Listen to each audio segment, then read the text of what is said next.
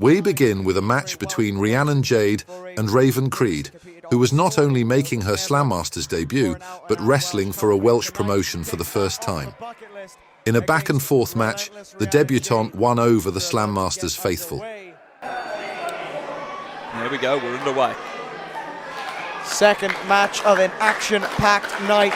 Still to come, 2 championship matches, tag team titles on the line, the Slammasters heavyweight title on the line, 2 out of 3 falls, and of course, a huge main event, the final fall.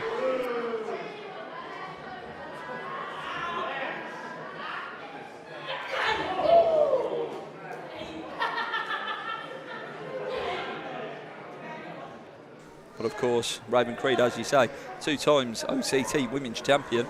First time in She's biting her hand! And that shows just how sick and sadistic she can be right off the bat. Well, it says don't bite the hand that feeds you. That hand doesn't feed her, so it's all, I guess it's still on game. I guess he's fine, right? Shoulder tackle, takes down Rhiannon Jade, who is looking to get a victory and back on winning ways here at Slammasters. Raven Creed, he's scaring the hell out of Rhiannon Jade at this point. And I'm not going to lie, I might have to stand behind you for this one. Don't stand behind me, what am I going to do? Look, there's certain things I can protect you against, there's certain things I can't, and Raven Creed might be just one of those things that go on there. I can't do anything about this list. I'm built like a wet newspaper. Nothing is saving you here. Oh, wait a minute. Nothing's saving Rhiannon Jade either. I didn't see that one coming as Raven Creed creeps up on Rhiannon Jade here.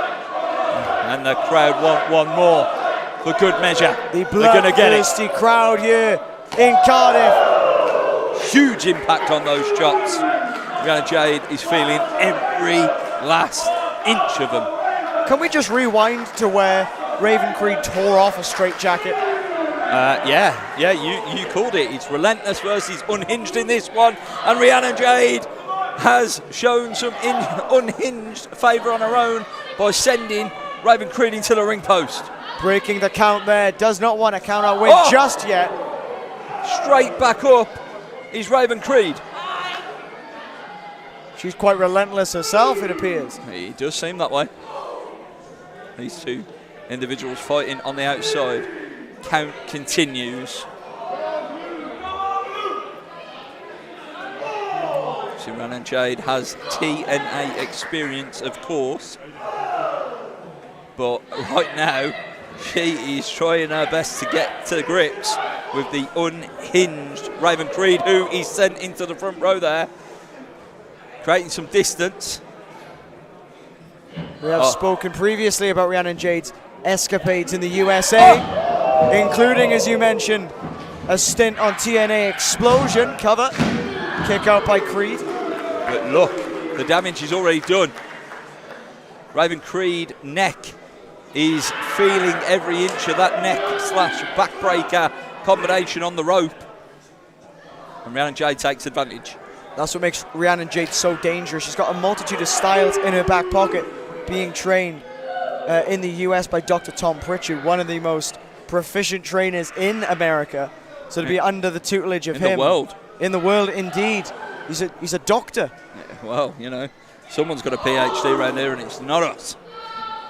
Unless you've got one that you want to tell me about. I'm working on it. Okay. I'm working on it. Come back to me in 6 to 7 years. We'll see you there. You heard it here first. Raven Creed whipped into the buckle. Hard. Face first. Could be all off that. Did you see the whiplash effect on her head there? Wow. If that doesn't win the match, it's certainly going to make winning easier. It's not going to help the neck after the neck breaker on the ropes earlier in the contest either. Rhiannon Jade is very focused here on a body part and she's pulling it apart. Raven Creed's got a lot to do, regardless of how unhinged she is.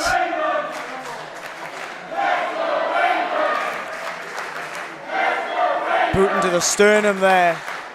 And it looks like the Slammasters crowd here at the banking hall are behind Raven Creed fully. Into the corner now. Going for the hair, perhaps thinking an almighty chop in the corner, RC. We've seen this before. Oh, here we go. I don't think teasing Raven Creed's a very good idea. Just landing some abuse in the corner, and Raven Creed is almost waking herself up here.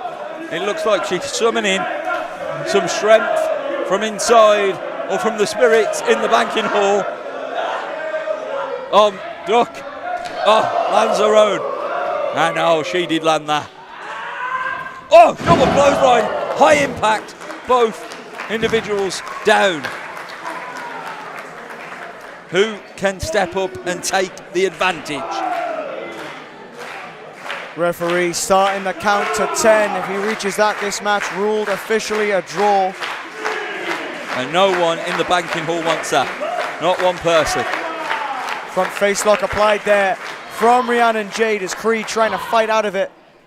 Heavy punches to the midsection and a headlock once again applied from relentless Rhiannon Jade. And now creating some space again. Landing them shots. A lot of right hands. And Raven Creed is firing up. And Rhiannon Jade cuts it off at the pass. Hold on a minute. Huge German suplex. I hope she enjoyed her trip from Dusseldorf. Huge German suplex there. Straight out of Munich on that one. As now Raven Creed, shoulder tackle. And another one. Picks her up and drives her into the turnbuckle. Rolls through and lands that European uppercut. Down we go. Raven Creed now is back in this game. Huge drop kick. Went around the world. Didn't take 80 days. Huge drop kick from Raven Creed into the cover. Steve Coogan was not required on this particular trip. Nor was David Tennant, but right now, Raven Creed going for another clothesline. Rhiannon Jade underneath onto the shoulders. Could be dangerous, dangerous ground, RC. Oh my God! Out of nowhere! Absolutely nailed that clothesline from short distance. But the impact was like 70 miles per hour. That could be all. Huge schoolboy driver. How has Raven Creed kicked out? How? Simply by the power of Grayskull. There is no other way to explain it. Unbelievable. And now, setting up for more. What you going for here? Biting the hand again is Raven Creed underneath. Huge headbutt. And falling into the cover. So close, but yet so far away. Rhiannon Jade finding a way to kick out and stay alive in this contest. Problem there, when she delivered the headbutt, she simply slumped into the cover, wasn't able to put the body weight where she needed it on the shoulders. That might have cost her. That could have easily won her the match had she been of sound mind, but I don't think Raven Creed ever is. Absolutely correct. Raven Creed shaking the cobwebs and going for something here. Rhiannon Jade up on the shoulders, getting out, but wait a minute, back up Could be again. Looking for a lung blower. Puts many match away with this. Rhiannon Jade just aggressively getting them elbows in deep to stay alive in this one. Onto the jaw as well. Creed is down, but is she out? Head trap between the leg and the elbow, hold on. Creed onto the shoulders. DVD. Huge left valley driver and free. It's over. At 9 is Lucian Phillips versus Wild Boar Mike Hitchman. Lucian Phillips had been successful in his prior outing against Leon Cage, whilst Wild Boar was looking for his first singles victory in the banking hall for 2 years. Wild Boar. Absolutely disgusting as the bell rings for the first time here tonight at Back to the Banking Hall Part 6. Thank you for joining us for a 6th time at the Banking Hall. Yet another sellout here, 4th consecutive sellout here at the Banking Hall, and Wild Boar making the most of the sellout crowd as he's charging up those electric chops. They are electric. Rumour has it they're powering the lights in the building. They might have just chopped the hair off of Lucian Phillips, as now Wild Boar firmly in control in the early seconds. And we said he was hungry, taking a bite of Lucian Phillips. He's extremely hungry. And, you know, why don't you introduce yourself to the faithful here at Wait 1 Slammasters. second. Wild Boar taking another bite and a clothesline. Oh, he's not getting him off his feet. In the excitement of the action, I almost forgot to introduce myself, RC. Thank you. You're very Thank you for welcome. joining us. My name is Kai Sandbrook, and this match was almost over.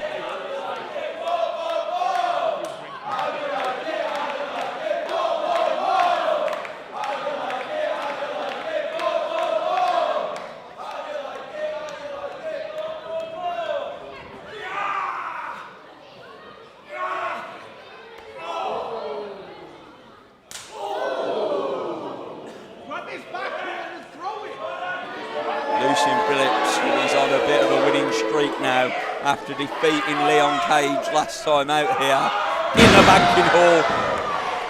Absolutely right. Had an impressive showing in the breakout match last March. But you got to think, Falling short in the end. You got to think going from the futurist to the standard of Welsh wrestling, British wrestling as such, in this match is a big ask. Well, you see, the futurist Leon Cage is learning from Wild Boar. There's a lot of that Wild Boar knows that he has not passed on yet, and those are the things that Lucian Phillips needs to be wary of. Back rake again. He's pulling the hair off his back. He's got some. He's wild tonight, is this one. He's feeling it. Boar now Another slam. Could it be? lifting Phillips up. But Lucian Phillips able to work his way out of it, worm his way out of it, as it were. Right to the sternum. Wild Boar into the top turnbuckle there. RC, you've competed yourself. You know, hold on. That could be all. UK 13. Not like that. And the frustration builds as Lucian Phillips goes to town on Wild Boar. Lucian Phillips is a huge mammoth of a man. Every part of his body can be used as a weapon, and those size 13 feet, the UK 13, it genuinely is like an assault weapon. Seeing him backstage earlier for the first time in person was definitely a different experience. He is quite the intimidating man, but I'm not sure Wild Boar can get intimidated that easily. In fact, I'm not even sure he can get intimidated at all. No, there is nothing you can put in front of Wild Boar that he's going to surprise him. He has seen and done it all in this business, and there's no way, as wild as he is, he's going to be intimidated or scared. Wild Boar squared off with some of the best of them, spent 4 years in the WWE system in NXT UK. And that is just 4 years of an 18-year career, RC. Fantastic wealth of experience, well deserved being in that program under WWE NXT UK. But Lucian Phillips may have only competed twice here in Slammasters Wrestling, but he has himself 11 years of experience coming into this match with a 1-1 record against the 3-2 record of Wild Boar. Boar hoping that he doesn't notch another tick in the loss column. He wants to walk away with a dub and end the momentum of Lucian Phillips. Huge back elbow gets Lucian Phillips back in the driver's seat. Strong cover. Only a 2 again. He's going to have to do a lot more than that than put down Wild Boar tonight. There is a level of toughness, RC, in that ring that is almost unparalleled. I saw Lucian Phillips earlier with his finger bloodied, and he just taped it up and punched the wall afterward to get it back into position. This man is insane. Yeah, look, there's things that you need to do to get yourself fit to be in that ring. One of them is fixing a dislocated finger to pick up the payday and pick up a huge victory here in Cardiff, and that's what the man's going to do. He won't shave his back though. He won't. You saw there Wild Boar trying to scratch and claw at the head of Lucian Phillips to get him to give up the hold he had on his jaw. But the antagonist living up to his name tonight, and a chop from Wild Boar, rallying them against Phillips now. Keeping the lights on at the banking hall. Runs into a back elbow. Wild Boar! Huge suplex there from Boar. The crowd know exactly who they want to win this match. Caught himself on the ropes, did Phillips. Incredible strength, and you can hear the pain that Wild Boar is in after that backbreaker. Only a 2. And here we go. He's beginning to get a little bit frustrated now. He knows that he needs a lot more to get Wild Boar to stay down for that 3. And RC, 3 seconds does not sound like a lot. But when you're in that ring and when you're against someone like Wild Boar, keeping them down for 3 seconds is like a lifetime. It's an eternity. It is an eternity. You're absolutely right. And it gives you a chance on the mat with those 3 seconds to actually think about getting out and what's coming next. It's a breather, but it takes energy, and you have to have the heart and desire to want to kick out of the pinfall to keep going and pick up the victory yourself in the ring. Well, Wild Boar can kick out, but he can't maintain a vertical base on his own at the moment. Lucian Phillips currently in control. Got him, DDT out of absolutely nowhere, Kai. And that is a lot of weight to barrel down onto your own head. Lucian Phillips, not a small man. That is going to put a lot of pressure on his neck. Very detrimental, not just in this match, but it could be a long term. These moves that you see, they're always incredibly dangerous, RC, especially a DDT, because your head, as you know, your brain's in there. The pressure is building. That is well worked out there, Kai, I must say. Thank you. I took GCSE biology. I love everything about that quote. That might be my favourite quote of the night. My brain is in the head, and the two of them are whacking each other in that head. Well, the right hand of Boar might be in the brain of Lucian Phillips, as now Lucian Phillips able to counter, but not for long, as Boar, huge shoulder tackle, sends Phillips down. Steaming, charging full is Wild Boar, and the crowd here in the backing hall are loving it. Massive spine buster. The spine against the pine, but it couldn't keep him there. Couldn't keep him down. As the Boar reaches out to the banking hall to motivate him now to maybe put Lucian Phillips down for good. What is he thinking? He's sizing him up for something. Be gore time. He got him in the corner, but he needs to pin him in the middle of the ring. UK 13 almost. A glancing blow What's that, for Lucian, but it's enough. Up he goes. 46 European. Wait a minute here, Kai. Hold on. Huge. Tower of London, and London has fallen. Lucian Phillips almost with the victory. That was going to be one hell of a huge victory, and what a lariat that is. Short-armed, could be all. Boar stays alive again. He's seen all this before, RC. He is absorbed. You've got to think of the amount of damage you can absorb over 18 years. Wild Boar has been there and done it all. You're going to have to pull out something special to keep him down. You have to. That's the test now for Lucian Phillips. Is he going to be able to pull out something special as he removes the pad, looks for a discus elbow there. German suplex! Can you believe he got him? Back straight elbow back to now. his feet. Incredible. Lariat of his own. Hold on. Wild Boar sent on into the corner. And now the Boar. Phillips had nowhere to go. What the hell is going on? Razor back driver. Into the cover goes Boar. That's all. And we have a winner, and the crowd is on fire.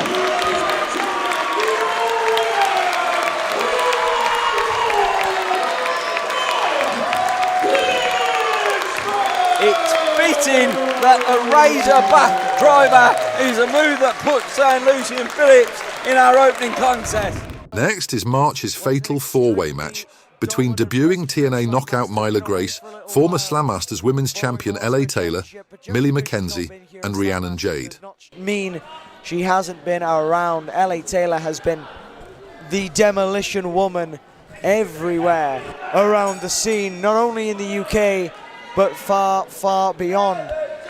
Taking her skill set to Spain, where she is a tag team champion currently with Sky Smithson.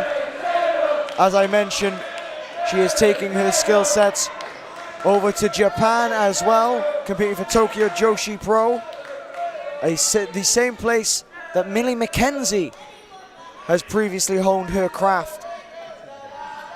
Well travelled, all 4 women. Absolutely, international recognition for all 4. As I said, TNA alum, I suppose we could call her Rhiannon Jade. An appearance on Explosion last year. But tonight, she needs to put all of that behind her. Oh! And I think she has. Immediately beelining for Myla Grace.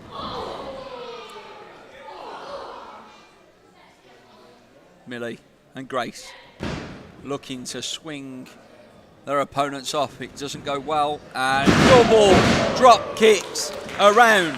And that leaves Millie McKenzie and Myla Grace in the middle of the ring. What will happen now? LA Taylor is a difficult enough opponent to game plan for. But when you're in a fatal 4-way, you've got to have eyes in the back of your head anyway. And I know Millie McKenzie and Myla Grace right now need to focus on each other, but they cannot let the fact that LA Taylor is on the outside of the ring escape their minds. They need to know that she is a very present threat in this match, as is Rhiannon Jade. But a shoulder tackle from Millie McKenzie.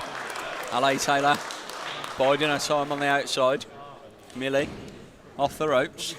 Myla Grace ducking and diving and dodging, landing a strike on Millie, and retaliates with a few kicks of her own. And she's got the Cobra Kai in that one. Oh! Front leg sweep. How about that? Taylor in the ring now. With ease. And it is the demolition spin from LA Taylor. You are clear to take off. Airplane spin. And this is not Ryanair. LA Taylor. For the return there. Oh! A discombobulated Myla Grace.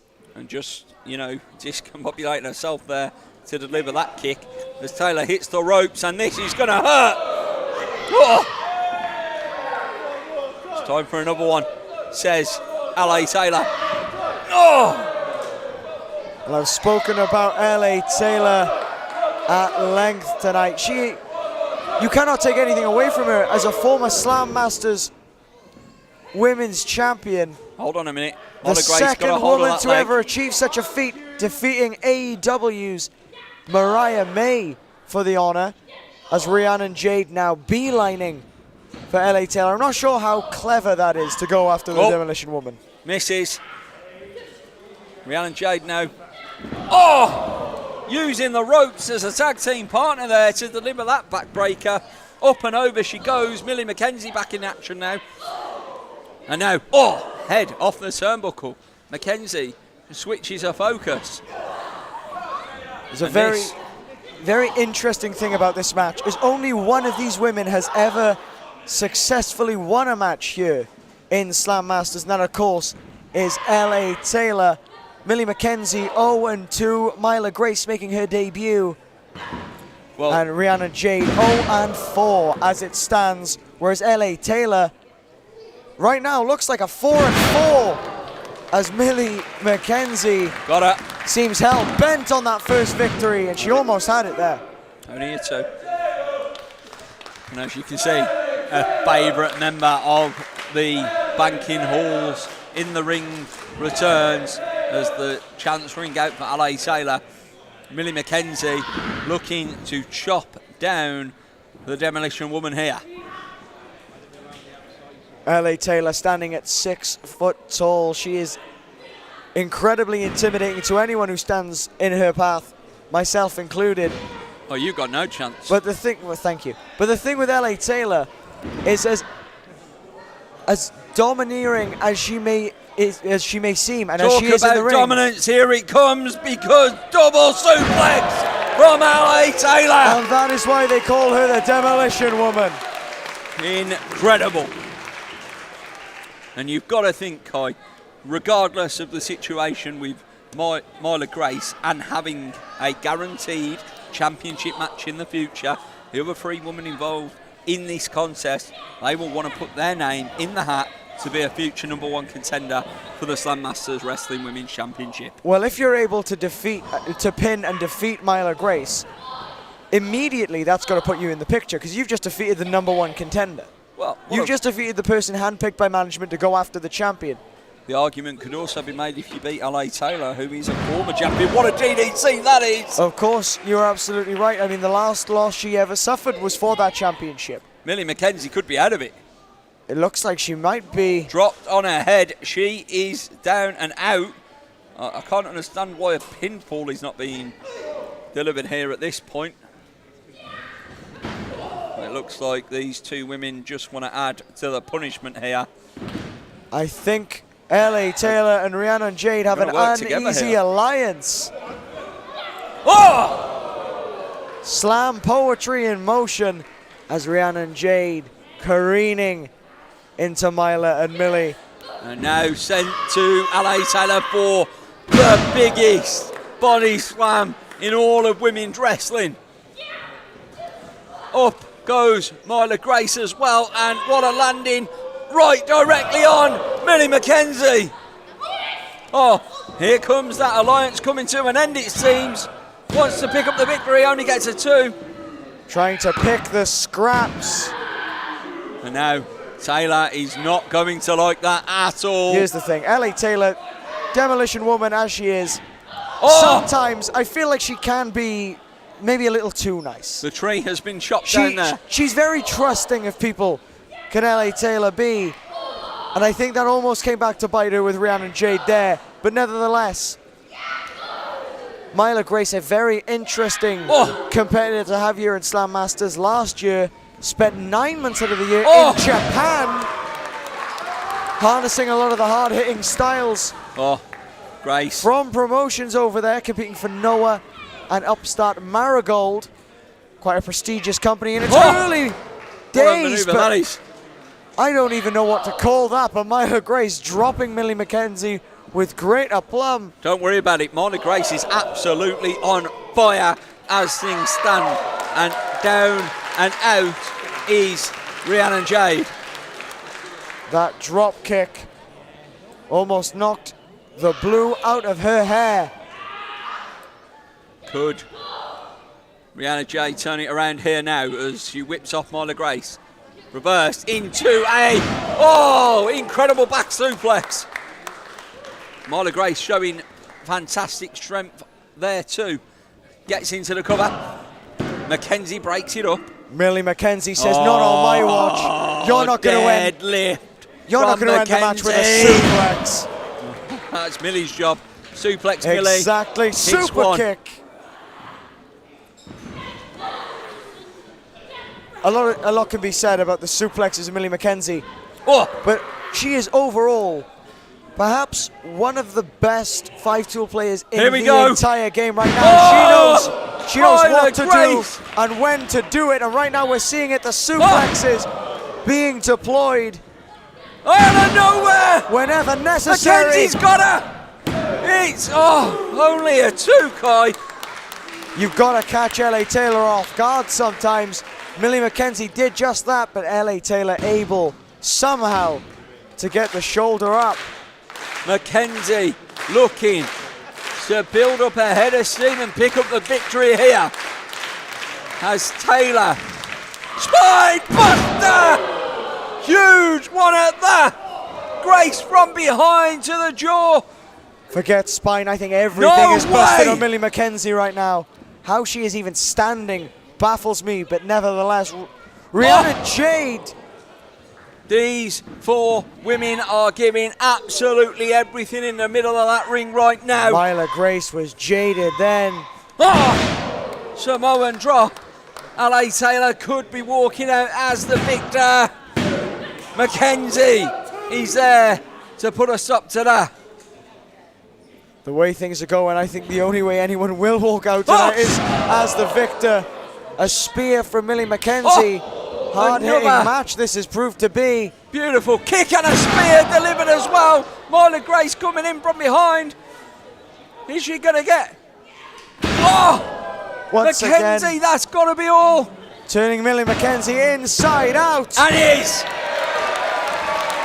She progresses to a title match, 1-0. At 7 is the tag team clash between champions Greedy Souls and the Blockbusters, with the Slammasters Tag Team Championships on the line. Hailing from Leading Men Studios, this is Jordan Sparks, Toby St. John, they are the Blockbusters!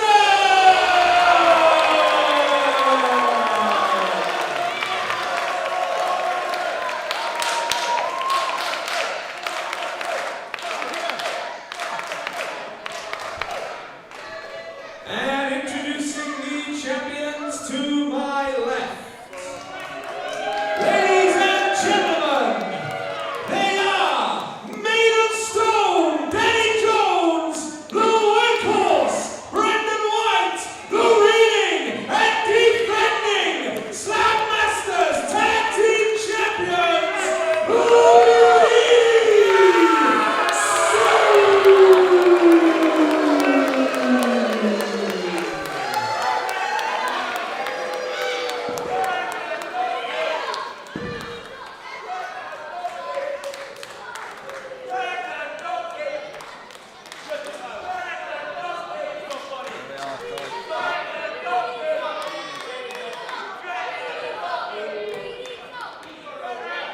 Danny Jones and Brendan White since 2018 have been one of the most prominent tag teams here in the UK. Since 2022, late in the year, the Blockbusters have been joining those ranks, not just in the UK, but over in the USA as well. Recently completing a tour over there, their second tour. It's getting hot in there. Danny Jones winding up. Jordan Sparks here. I don't think they learned patience in America when they were learning under Dr. Tom Pritchard, but nevertheless, the Blockbusters, the Greedy Souls, and this really is a blockbuster match for those tag team championships. And we're underway, officially. The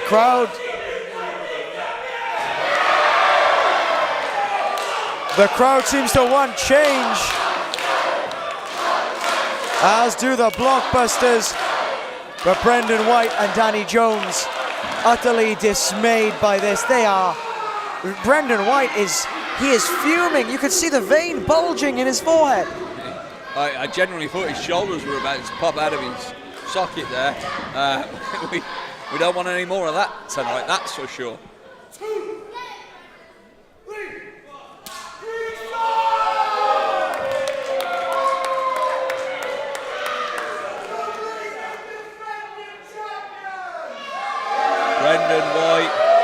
Brendan White, huge fan of Rich, repeating his every word. He's quoting him. Give him a headset. As far as I'm concerned, he's going to let the crowd know exactly what he's going on here tonight. Brendan White makes no bones about it. He is in the ring to win at any cost. He doesn't care what he has to do.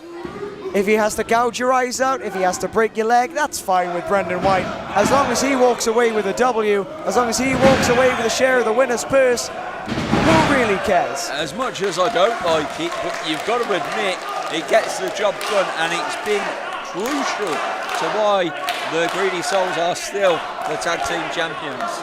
It's worked very well for the Greedy Souls here in Slammasters. A record of 4-1. Their only loss coming before they won those tag team championships. But Blockbusters currently 1-0, only teaming one time before against James Ellis and James, I apologize, against James Ellis and James Taylor. Taylor made brilliance. That was back last year before they went back to the US. And now they are far more refined. They've learned even more. And they are hoping to add one more tag team title to their Champions Trophy case. And what a trophy case that is becoming. Indeed it is, but these two men here are blue chip prospects, to say the least. They are built for this game. They are professional wrestlers and designed to be professional wrestlers. Greedy souls, though, will do absolutely anything. They are. If you own a science lab and you were tasked with creating the perfect professional wrestler... Danny Jones, get in there. Dr. Cord says his lab will have to wait, I'm afraid. Huge uppercut from Danny Jones. Now, you could be made in a lab all you want. You could be genetically predisposed to be a pro wrestler, but that means nothing when you go up against a man who is made of stone. You are going up... Hold on. Never mind. They're a human jackhammer. They are breaking through the stone as the Blockbusters. As right now, Jordan Sparks throwing everything he has at the head of Danny Jones. Right hand after right hand. So he'll be getting in there, saving Jordan on the turnbuckle. Brendan tried it, and as you can see, Jordan was too smart for that. And a huge kick there to the midsection of Brendan White. Both men in both corners now, and the Blockbusters send in Danny Jones and Brendan White to one another. Double drop kicks all round. I think Brendan White got a little bit too focused on anything you can do, I can do better, and ended up getting kicked in the abdomen for his troubles. And now he leaves Danny Jones on his own, at least for a brief moment, in the opponent's corner. Town, he's Danny Jones. Here we go.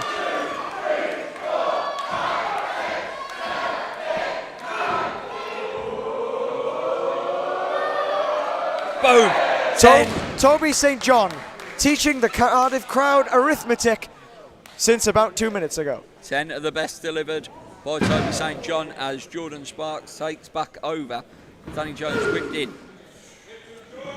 Sparks. Gets him out of dodgy sign, but thankfully not too much damage on Sparks as he carries on fighting both men off here at this point. Brendan White grabbing the foot of Sparks. That's going to slow him down, but not enough for Danny Jones at the moment. As again, the right hands from Sparks letting Danny Jones know that he is in a fight tonight. Boot up. Up goes Jordan again. Brendan White is relentless. And hold on. Now, that whiplash effect from the top rope. That'll stop him. That'll put a stop to his motion for sure. That's worth watching. And Brendan White now in the corner, clubbing away at a down Jordan Sparks. Throw him into the ring apron. Brendan White, what you're not seeing, he's on the outside. Into the ring post. Toby St. John furious in the ring, but he is not the legal competitor, and Stu Waters making sure he stays out as Jordan Sparks has been tenderized by Brendan White on the outside. Referee didn't see any of it, I'm afraid, and that's how they are able to get away with it.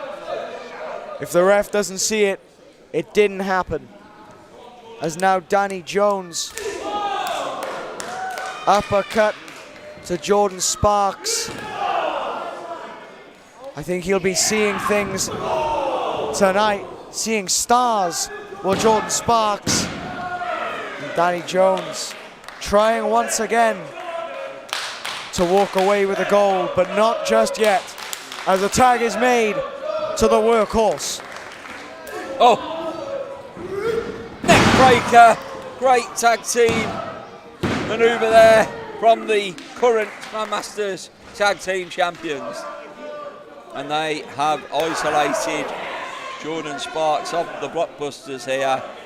And Toby St. John can only look on and hope to get back involved to turn the tide around in this one.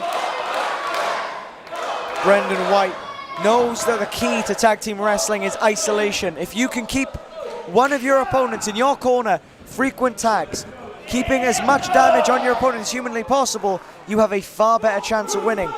that is the experience that the Greedy Souls hold. 7 years as an active tag team, you learn these things, you pick them up. Oh, these two know each other like the back of each other's hands. But Toby St. John and Jordan Sparks are getting to that point as the Blockbusters. They are making the same decisions that the Souls would have made in their early days that will take them to gold like this in the future, no doubt, and already has been successful. Well, the Blockbusters train together, live together in the US. They know each other's thoughts inside out. They know each other, as you said, like the back of their hand. They are like brothers at the end of the day. And oh! But the problem Cheap is, shot. familiarity often breeds contempt. And I know that Greedy Souls, they try and pick at any little thing, physical or mental, in any opponent. If there is a single shred of doubt within any of their opponents that they can get the win, Greedy Souls are going to take advantage, and they very well might have just done that. And that is what they do, and that's what they count on. They count on a moment where they can take advantage, and they often do just that. Oh! Big shot by Danny Jones. Fighting back is Jordan Sparks. But Danny Jones wrestles him back to the turnbuckle, and a change of hands over to Brendan White. The workhorse just stomping an absolute mud hole into Jordan Sparks there, as the referee now distracted, and again the Greedy Souls take advantage. What I find very interesting about these teams is the Blockbusters. They're very young in their careers. They both had moderate successes as single stars, but as a tag team they've really flourished. Brendan White and Danny Jones have flourished as a tag team and as singles. They've both been able to have incredible careers with and without each other. So they can not only look at this match as a team, but they can look at it going, right, I've got this opponent, let's take him out, and have Danny Jones target Toby St. John. Their brains in this match, they have to work in a particular way, because the ring IQ in a singles match, RC, as you know, is very different to the ones you deploy in a tag team. Oh yeah, it's a completely different way of looking at it, of visualizing your opponents. It's not just your tactics anymore. You've got to be on the same page with your partner. You've got to develop that relationship in and out of the ring to be able to go in the ring and pick up victories. Well, to get on to the point I was trying to make before I sidetracked myself, the Greedy Souls have had a distinct focus on singles and tag team, whereas Blockbusters tend to only focus on tag team for the most part. They may very well be more in sync than the Greedy Souls, because Greedy Souls, last night, Brendan White was on his own, Danny Jones was on his own. Tonight they're going to come together, whereas Blockbusters, they've been together for the past 30, 40, 50 matches. It's a good point. It's a great point. But will it matter come the end of this match? Because only one thing will matter, and that's the free count and who raises the hand as tag team champions. As Toby St. John takes over. Clothesline City. Toby St. John Right through. could take on an army on his own, I have no doubt. Look at him go. What a man. Taking on the Greedy Souls all by himself, full of energy here. Huge stinger splashes. There's bragging rights to be had of being champion, no doubt. But also, if you're the Blockbusters, but not for long. If you're the Blockbusters and you win a match against the Greedy Souls, you've just defeated the first Welsh competitors to ever compete for New Japan, making their debut there last year. Greedy Souls make history anywhere they go. They've made history here. They've made history in New Japan Pro Wrestling. The Blockbusters want a shred of that. Well, the thing is, the Blockbusters came this close, and I mean this close, to becoming new tag team champions there. And Toby St. John is absolutely going all guns blazing for the tag team titles in this one. Referee down there with Brendan White. And that was absolutely disgusting from Brendan White. That was absolutely genius from Brendan White. Oh, the referee. You don't have to like it, but you have to admit Modified. that just won this match. It did not. It did not. 2 only. The referee using his discretion not to throw this one out and disqualify the Greedy Souls. However, that would have played to their advantage, as we know. Of course, champion's advantage. A count out or disqualification means the champions retain. Oh! Maybe that's what Brendan White was trying all along. Huge Who's to know? Slam. Oh! They got him. It was only a 2. Only a 2. The crowd trying to will the Blockbusters back into this. But St. John and Sparks, they've seen better days. The Greedy Souls have absolutely Oh, wait a minute. taken the Roll fight on, to both. roll on. Hold on. Only a 2. Oh, that could have been it. That could have been a disaster for the Greedy Souls. Could have been the end of their 518-day reign. And what a reign it has been.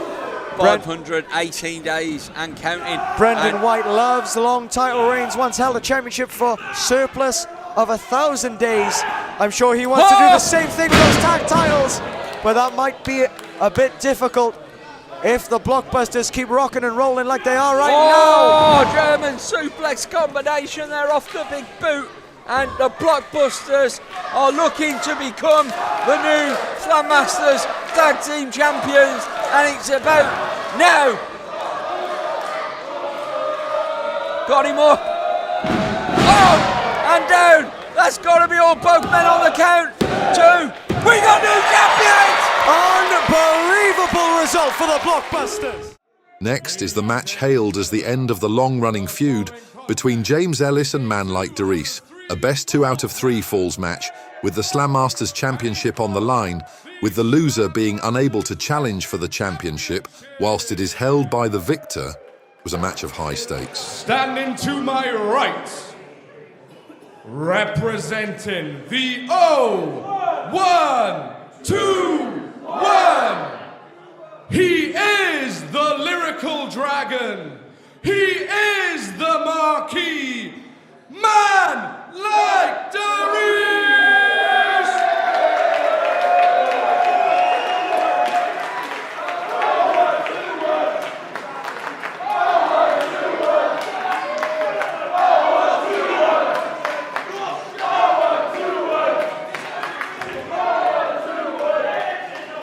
And standing to my left, being accompanied to the ring by Big Manager Blanche. From Swansea,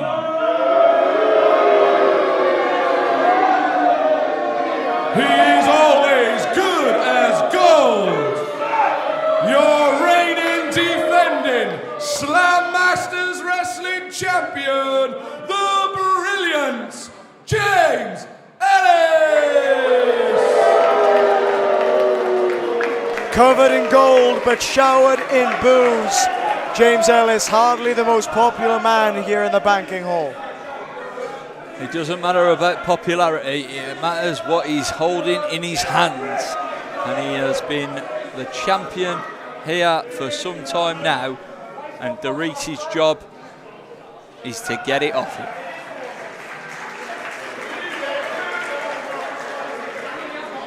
You are absolutely right. It all comes down to this. This really will be the final fall between these two. 2 out of 3 falls.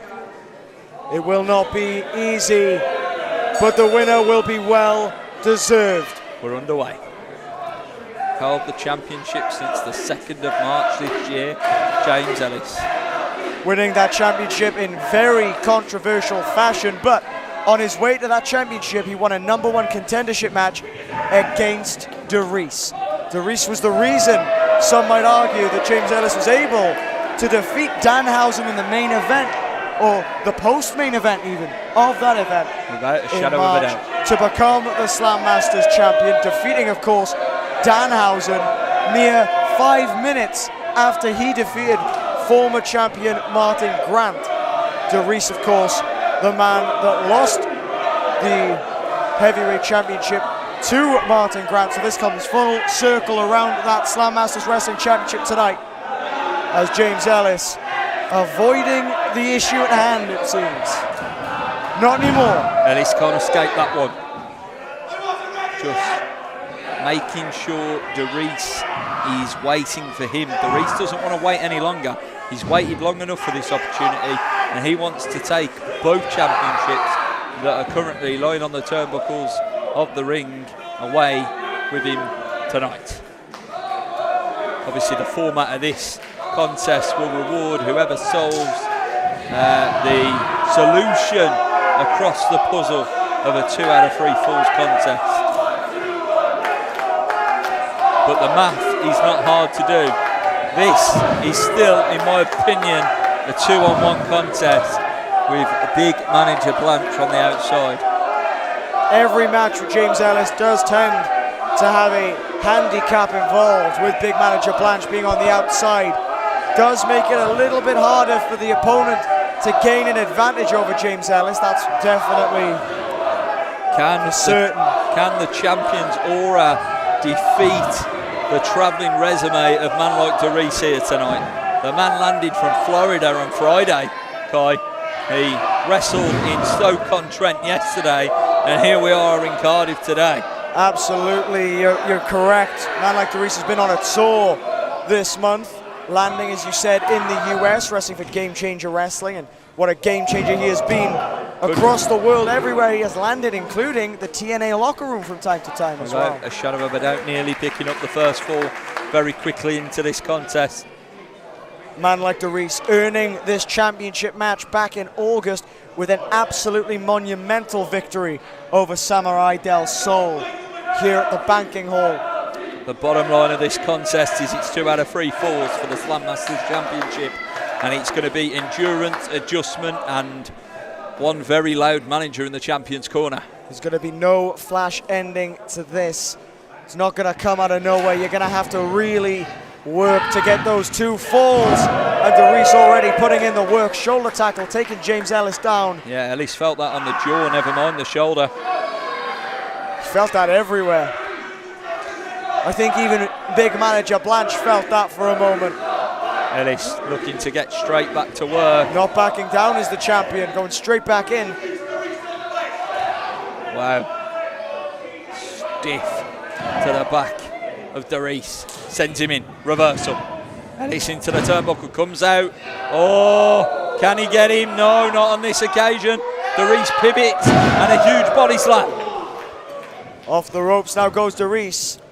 Lines him up, hits the elbow. Bit of showboating as well, telling James Ellis, you've got no option but to feel this, before he delivers an absolutely epic elbow drop, and Ellis against the ropes, literally and figuratively early gone. Look, Ellis might be as good as gold, but we know that Dereiss walks in here tonight with not only the Progress World Championship round his waist, but of course the Super 16 winner as well. Yeah, Dereiss has had quite the year in 2025. James Ellis also has had quite the year. Well, it could be 619 time here, but big manager Blanche no, it will not be. Is in to protect his man. And this could be what stops man like Dereiss winning the championship here tonight. Wait a minute. Oh, plucks him. Dereiss takes him out, but there's the high knee to the back there. And Dereiss now lined up, backbreaker. Yes, nailed it. That's the usefulness of having someone like big manager Blanche in your corner. It's someone to absorb a bit of damage for you on your behalf. Well, how is big manager Blanche going to find himself back in this contest? If you're big manager Blanche, you realise in a match like this that you are in as much danger as the 2 men actively participating in it. James Ellis taking a hands-off approach right now, basking in his own glory, which he loves to do. Everything is smart from Ellis in this one. Dueling chops, James Ellis coming on top. But ultimately he's going to need to slow the tempo down, reset the lungs. Into the cover, deep lateral pin for James Ellis, but a kick up for Dereiss. He wants to be a 2-time champion. without a shadow of a doubt. That is what he's fighting for here tonight. Dereiss wants to become 2-time Slammasters heavyweight champion. And look! Oh, you're not going to see this, so are you, Kai? Big manager I plan. can see what he's doing, Absolutely all right? cheating I'm behind not the blind. back. It's not cheating. It's using the rules to your advantage. Referee can't see it, right? Disgusting. Referee's turned his back. Referee's blinking. His eyes are closed. Whatever it is, Look. what the ref can't see, he can't call. It's just the way it is. Look, if the referee did see that, it would be the first fall to a man like Dereiss. But he didn't, so it's And not. the Slammasters banking hall audience Let's stop speculating. Are telling the official exactly what they think. This is speculation. It's conjecture. James Ellis now in control of man like Dereiss. Abdominal stretch applied. Now attacking the midsection. Dereiss will have the endurance to go all 3 falls, of course. James Ellis will have to match him. And wait a minute. Again, look, the hand of Ellis meets the hand of Blanche to get some extra torque on that abdominal stretch. They are Ellis using absolutely everything to their advantage in this match. Oh, beautiful suplex, but oh, here we go. We're not done yet, RC. Looking to pay homage and tribute to the late, great Eddie Guerrero here with the 3 amigos. There's number 2. Can James Ellis complete the hat trick? Twist of the hips and up he comes. Can Dereiss put a stop to this momentum and find his way back into this contest in the first fall? Oh, Dereiss putting the blocker on. Oh, back and forth here, Kai. Who will take the advantage? It's like a seesaw, back and forth. Oh. Each man struggling for the advantage. Looks like Dereiss has got it. Nailed it. And a suplex from MLD. And now Dereiss has a moment to reset his lungs, fill them up, and get back into this one.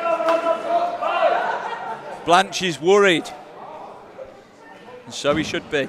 But we're only in the first fall. But whoever takes it will have the advantage going into second fall territory, where they could just end the match there and walk away with the title. I've got a lot of experience from my past life in football and rugby, and going behind on points is always something that gets stuck in your head. You know that you are now back up against the wall. You really need to take absolutely every opportunity you've got. There is a psychological victory as well in a match like this of getting that first fall. Both men know that. They want that boost. Oh, Dereiss looking to set the fire alight. Has reversed into the corner. Up and over he goes. Oh, felt that in the back. Oh, breaks through. And huge clothesline from a man like Dereiss, who is clearly feeling some element of pain here, but he is fighting through it. And there's only one way he can fight through it, and that is to go after the Slammasters Heavyweight Championship. He is struggling though. Looking to be the second man to win the Slammasters Championship for a second time. Only one man ever done that before. That's Martyn Grant. Didn't quite catch all of that, Ellis, but it was enough to be on the jaw of Dereiss. Oh, Blue Thunderbomb! Could that be all? First fall to a man like Dereiss? No.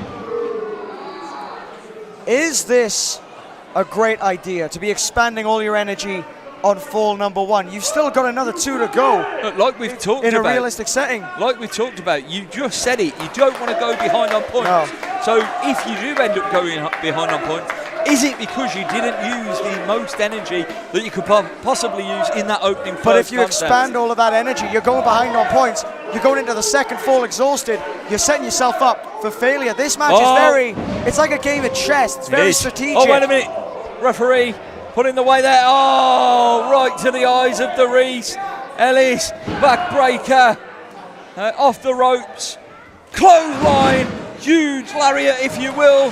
Could that be the first fall? No. Dereiss stays alive and keeps it 0-0 for the time being.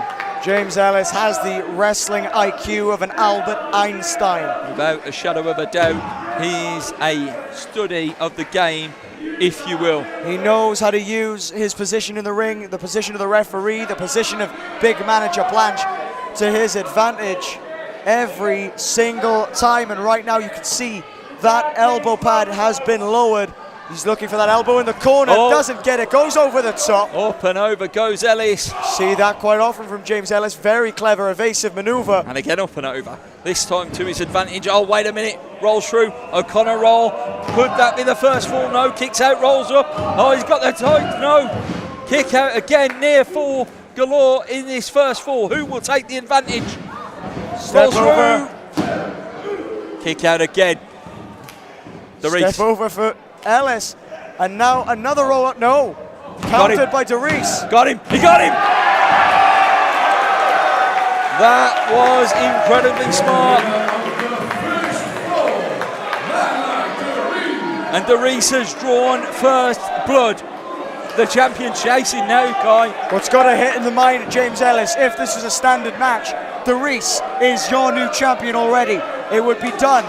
But now Ellis, wait a minute. Ellis has to consider. The referee's distracted. We're in still the middle got 2 of the chances to falls go. here. And Ellis has got the championship in his hand. Big manager Blanche talking to the Oh, he got referee. him. He nailed him with it. The championship to the head. We haven't started the second fall here, but I think it's only a matter of time. Referee is unaware of what's happened behind his back. Surely the reset point of the second fall now needs to begin. Dereiss can't even get to his feet. Can he even answer the ref, asking, are you okay to continue? Are you okay to carry on? Can the ref start the fall while Dereiss is on the ground? You're hearing it. Same old Ellis always cheating. You're absolutely correct. Can he win anything clean?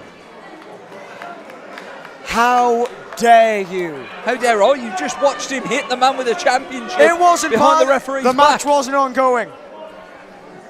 It was in an interlude, all right? Dereiss's 1-0 victory in this 2 out of 3 falls match may be short-lived. Unlike Manchester United's at Liverpool's. We continue. We resume. Well, eventually we do. Oh! Knee off the jaw of Dereiss. Now, brilliant slam. Oh, wait a Dereiss minute. wisely rolling The ring presence outside of the ring. of Dereiss has took him on the outside, but can it be a count out here? It's still a fall. A fall is a fall. Could it be a 10 count? In a match like this, no longer is it, if you get a disqualification or a count out win, you can't win the championship, whatever. A win is a win is a win. In this Just fall. get 2 falls. Ellis celebrating like he's already got the victory here. We're at 9, Kai. We're at 9. We're at 10. Dereiss could not make it back into the ring. It's 1-1. It's even Stevens, and we go to sudden death. I don't like it, but the bottom line is it's smart from Ellis. He's absolutely took the pace out of this contest, and now the champion is on top, and Dereiss is now all square with James Ellis. It is 1-1 going into the final deciding 4 of the Slammasters Heavyweight Championship match. It's all tied up.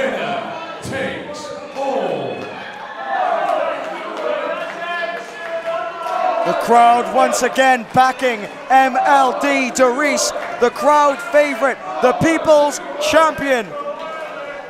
As we go to enter fall number 3. We are going again, and it is now officially the final fall at the banking hall. Into the sharpshooter goes Dereiss. Applied. He's been learning this from Natalia Neihard, and he has locked it in clean. Training at the new dungeon. Oh, wait a minute, look at this. God damn it, big manager Blanche sticking his nose in again and bringing Ellis to the ropes. I don't know what you saw. I saw James Ellis reach the bottom rope. You are incredible. Thank you. Did you not see that? I have an astigmatism. You're making fun of me. Dereiss now reaching for the ropes, trying to get back up to a vertical base. Put in a complaint with HR, because you're not going to hear anything here from me other than you are completely biased to James Ellis in this one. It's not bias, it's knowing where your bread is buttered. He's the champion until further notice. Thank you very much, RC. Forearm from Dereiss. Unbelievable. And we still have more to come in our main event tonight. Knowing both of these men like I do, we've got a lot more to come, because now they know that it is all down to this. They are going to give absolutely everything they have, every fibre of their being. And these shots are landing. Both men are absolutely giving everything in the banking hall for the Slammasters Championship in our third and final four. Who will get the momentum? Will it be Ellis, or will it be man like Dereiss? Up goes Ellis. On the shoulders, off the shoulders, into the ropes. Oh, another Blue Thunder bomb attempt, no. Brilliant slam, get out of it. These two know each other so well now. Oh, he's back. Oh, but it didn't matter. Super kick on the button. Ellis, middle of the ring. Dereiss still at top rope, holding and struggling with that lower back. You could see big manager Blanche, the cogs turning in his head. Referee checking on James Ellis. He can't be thinking 450. He just can't be thinking it. Wait a minute. Referee. Wait a damn minute. Distracted by Ellis. Oh. Down goes big manager Blanche. But was it enough? Yes, it was, is the answer. To the top he goes. Oh. What goes up must come down, and Dereiss went down hard. Oh. Kick out from MLD. It's still alive. Dereiss stays alive. How is the question? The crowd saying you can't do it. Could there be a voice in the back of the head of James Ellis echoing that sentiment? To the outside. He's looking for a count-out victory again, Kai. The cheap way out now in this third and final four, surely. Looking for a repeat performance of fall number 2. This, the third singles match between these two here in Slammasters, the 10th overall. They know each other very well. Dereiss had to come into this match knowing that this was an option. Kai, we're at 6. Dereiss has to start moving. He has got to get back in ASAP, up to 8. 9. Referee's at 9. It all comes down to wait a minute, he's in. He's still in a match, and Ellis is beside himself. Gasping for air, holding on to hope. Dereiss is still in this. This match is still alive. But for now, James Ellis, still your champion. Look at this. Oh! Big manager Blanche with the championship. Oh, wait a minute. Hold on. James Ellis trying to make sure the referee's distracted, unable to make a call. Only a 2. Very clever, went into the cover ASAP, made sure that the referee forgets what he sees, Men in Black style. Oh! Ellis catches him with a super kick. Brilliant slam. Lands it. Into the cover. Oh! No! Ellis kick out from Dereiss. Is beside himself, and he's starting to think, how can he put man like Dereiss away? How can he retain the championship? Oh no, oh! Referee out, referee down. Oh, what a boot that is. Unfortunately for Dereiss, this bodes very well for Ellis. Oh, because it means big manager Blanche here we go again. Do as he 2 pleases. on 1 again. Wait a minute. What is that? Big D! Big D! Thunderous! Big D! He's taking out big manager Blanche. What in the hell is going on? A travesty has just occurred. Oh, wait a minute. Ellis out there with Big D. What was Ellis thinking? Dereiss is using Big D to cheat, to gain an advantage. Big D is assaulting James Ellis in an active fall. It's the other way this is around ridiculous. Now. It's the other way around now, isn't it? Wait a damn minute. Into the ropes, and man like Dereiss is dialing it up. 619. Can it be the 450? Will Dereiss realise the dream of becoming the Slammasters heavyweight champion for the second time? 450 connects. Is it all? It is! Champion! Dereiss is your 2-time Slammasters heavyweight. In June, former WWE United States champion Samuray del Sol formerly known as Callisto, made his Slammasters debut in a match against fans' favourite man like Dereiss in a memorable encounter. Dereiss, and just listen to this.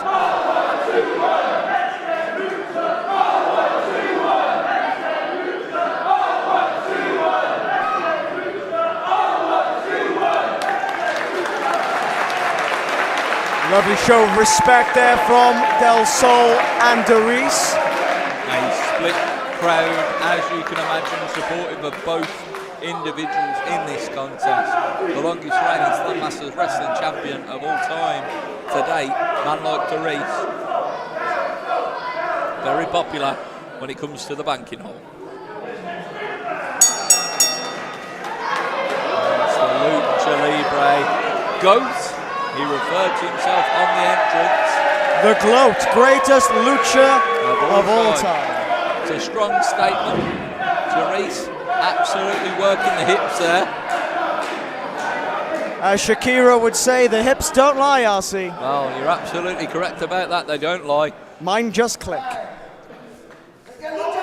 Mine just ache.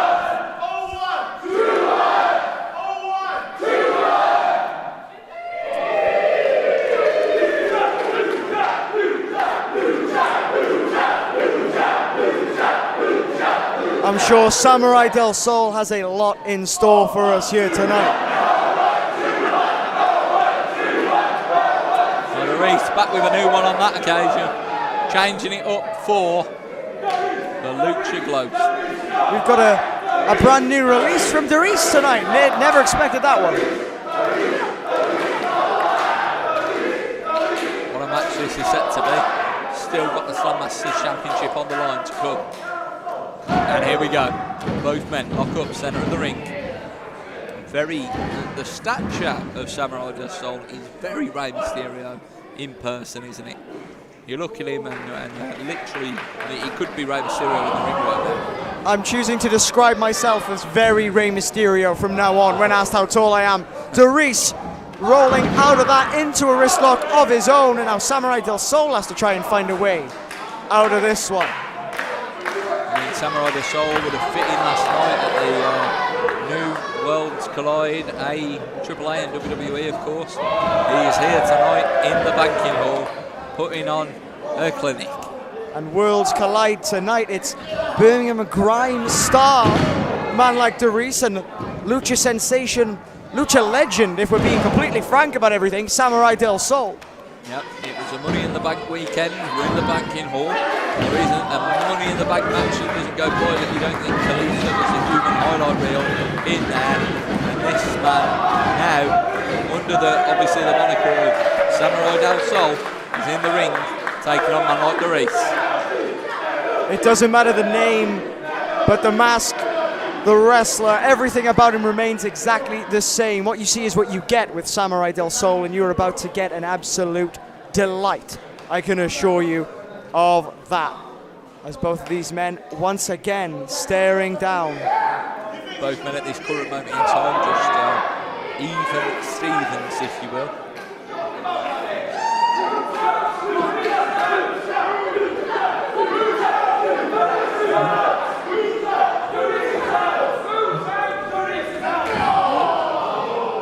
Shoulder tackle. Didn't quite go the way Del Sol wanted it to. No, not at all. Dereiss, of course, got a hefty frame. He's not one of the biggest men in professional wrestling himself, but he does well with his size. And he is, of course, bigger than Samuray Del Sol. He is indeed. Dereiss has a lot of power behind him as well as a lot of speed, as you can see. But Samuray Del Sol putting that to the test. Both roll through. Arm drag takeover, sending Dereiss for the ride. Samuray Del Sol looking now for that chop, and up to the top rope. Could we see the man that Eddie Guerrero, Ray Phoenix style? Samuray Del Sol now, and arm drag through. Very impressive. That was some good lucha things from Samuray Del Sol, and now caught himself. Look at that. Now that is Lucha Libre, my friend. Indeed it is. And the crowd are going wild already. Not something you see every day on the mean streets of Cardiff. Is a bit of lucha libre. Samuray del Sol bringing something new to the banking hall, something we haven't seen before, realistically. But here's the thing, in a match like this, Dereiss, of course he knows exactly who Samuray del Sol is. Everyone knows Samuray del Sol. Dereiss becoming very well known now. Samuray del Sol would have heard of Dereiss, but tonight, Dereiss needs to make sure that Samuray del Sol leaves knowing exactly who he is. With the drop kick, absolutely. And man like Dereiss will be putting in all the time and effort to get that done. Up and in. Samuray del Sol catching the better of man like Dereiss at this present moment in time until the curse of the commentator strikes. Dereiss got him for a full away slam and lands it. And Dereiss now about to show out himself here in this one.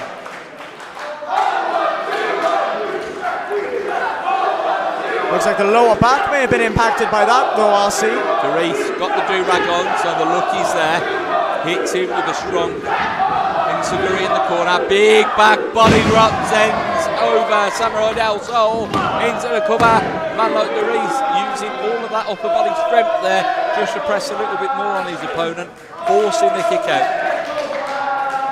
And a bigger kick out, the more energy you exert, which could prove to really pull you back in the later stage of this match. You don't want to exert all of your power without a shadow of a and doubt. energy early on. You're absolutely correct. Both men will have strong gas tanks, that's for sure. But ultimately, at some point, one is going to be stronger than the other. When it comes to experience in these situations, obviously that goes in the favour of Samuray del Sol.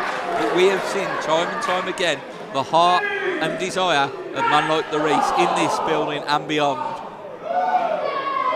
Dereiss always finds a way ahead, as you said, longest reigning Slammasters heavyweight champion. Oh, Samuray del Sol getting back into it and drives Dereiss into the apron. And what a kick that is to the chest area of man like Dereiss. We could have seen Dereiss challenging perhaps for the Slammasters Championship tonight, but James Ellis was able to find a way to defeat him last show at our very last event here at the banking hall, and we know how that ended. At the end of that night, James Ellis was the champion. Oh, almost like a 619 there to the lower back on the apron, and man like Dereiss chucked back in the ring. Off comes the do-rag, and Samuray del Sol, I do apologise, when you've known him by that moniker for so many years, watching him week in, week out, he's starting to get it a little bit spot on, shall we say. And there's a change. I think you could be forgiven for that one, RC, but right now, Samuray del Sol, he's got Karate Kid with that one. He's adding something new to his already very phenomenal mask. Up to the top rope and Dereiss out the way. And up and over, look at that. Oh my God. Talk about a deep 6. That was a deep 18. Could it be all? That was 30,000 leagues under the sea. Unbelievable from Dereiss. Incredible. Dereiss sent him spinning around like a supersonic tornado, if you will. Man like Dereiss looking to take the chest of Samuray del Sol like to the woodshed. Spinning him like a DVD in a broken PlayStation 2. Absolutely incredible. Oh, the memories. And another one. And off the ropes. Oh! And now, man like Dereiss evening up the odds, working on the back and chest of his opponent, making sure both of these individuals are feeling the impact before we get any deeper in this contest. Clothesline, cover, and only a 2. Nonchalant really, you'd like to see him hook the leg in this situation. It's probably his biggest test to date. He's, definitely by reputation, his strongest opponent today. Dereiss should be locking in and putting that pinfall into full effect. You've got to think that Dereiss has learned a lot about Lucha Libre from training with the people he has. He's trained recently with Natty Neidhart and Tyson Kidd. Tyson Kidd, of course, has wrestled frequently Samuray del Sol back during his time as a Lucha Dragon, alongside Cinta de Oro, as he was known then, Sin Cara, of course.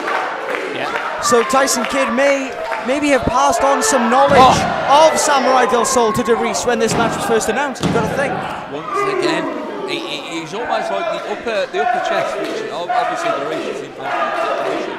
He's almost relying on that when it comes to the pinfall, rather than going for the leg hook. Well, this is Samuray del Sol versus Samuray del Swole in man like Dereiss. Quite a large man. I was stood next to him earlier on, and I thought I wouldn't want to get on his bad side, to be honest with you, RC. Leg drop delivered. Samuray del Sol, you say? A man like Dereiss, but Samuray del Sol, he's a big guy. The height may be deceiving. Samuray del Sol has a lot of strength behind him as well. Very capable fighter, not just in Lucha Libre, but is also trained in multiple submission styles as well. You understand why you wouldn't want to get on the wrong side of a man like Dereiss. He is, of course, from the 0-1-2-1. Into the cover now. Second capital of the country. The what capital? The second capital. Oh, the second capital. Yeah, so London falls, Birmingham gets it. I thought the second capital of England would be the end, but there we go. Samuray del Sol, huge spike hurricane Rana.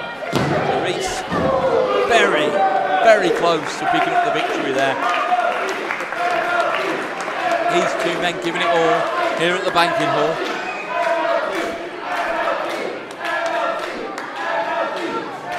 Dereiss down and working that head, neck back into it as the Lucha Dragon calls for the banking hall to give him life. Could he be looking for the Salida del Sol, perhaps? Looks like it. This move brought him multiple championships in his career, including the United States Championship and the WWE Tag Championship on a previous occasion. But Dereiss now firing off forearms to the jaw of Del Sol. Just know, when you think of the history of the United States Championship, to have that championship around your waist as a singles competitor is an absolute honour. Championship held by the likes of Harley Race, of Ric Flair, Eddie Guerrero, to be more recent as well. And over John Cena, Steve Austin, some of the greats in our business. Absolutely right. Ricky Steamboat had that championship as well. I'm sure Samuray del Sol wears the fact that he was a United States champion with pride. And talk about Lucha, that was the 619 from Dereiss. And drop kicks him.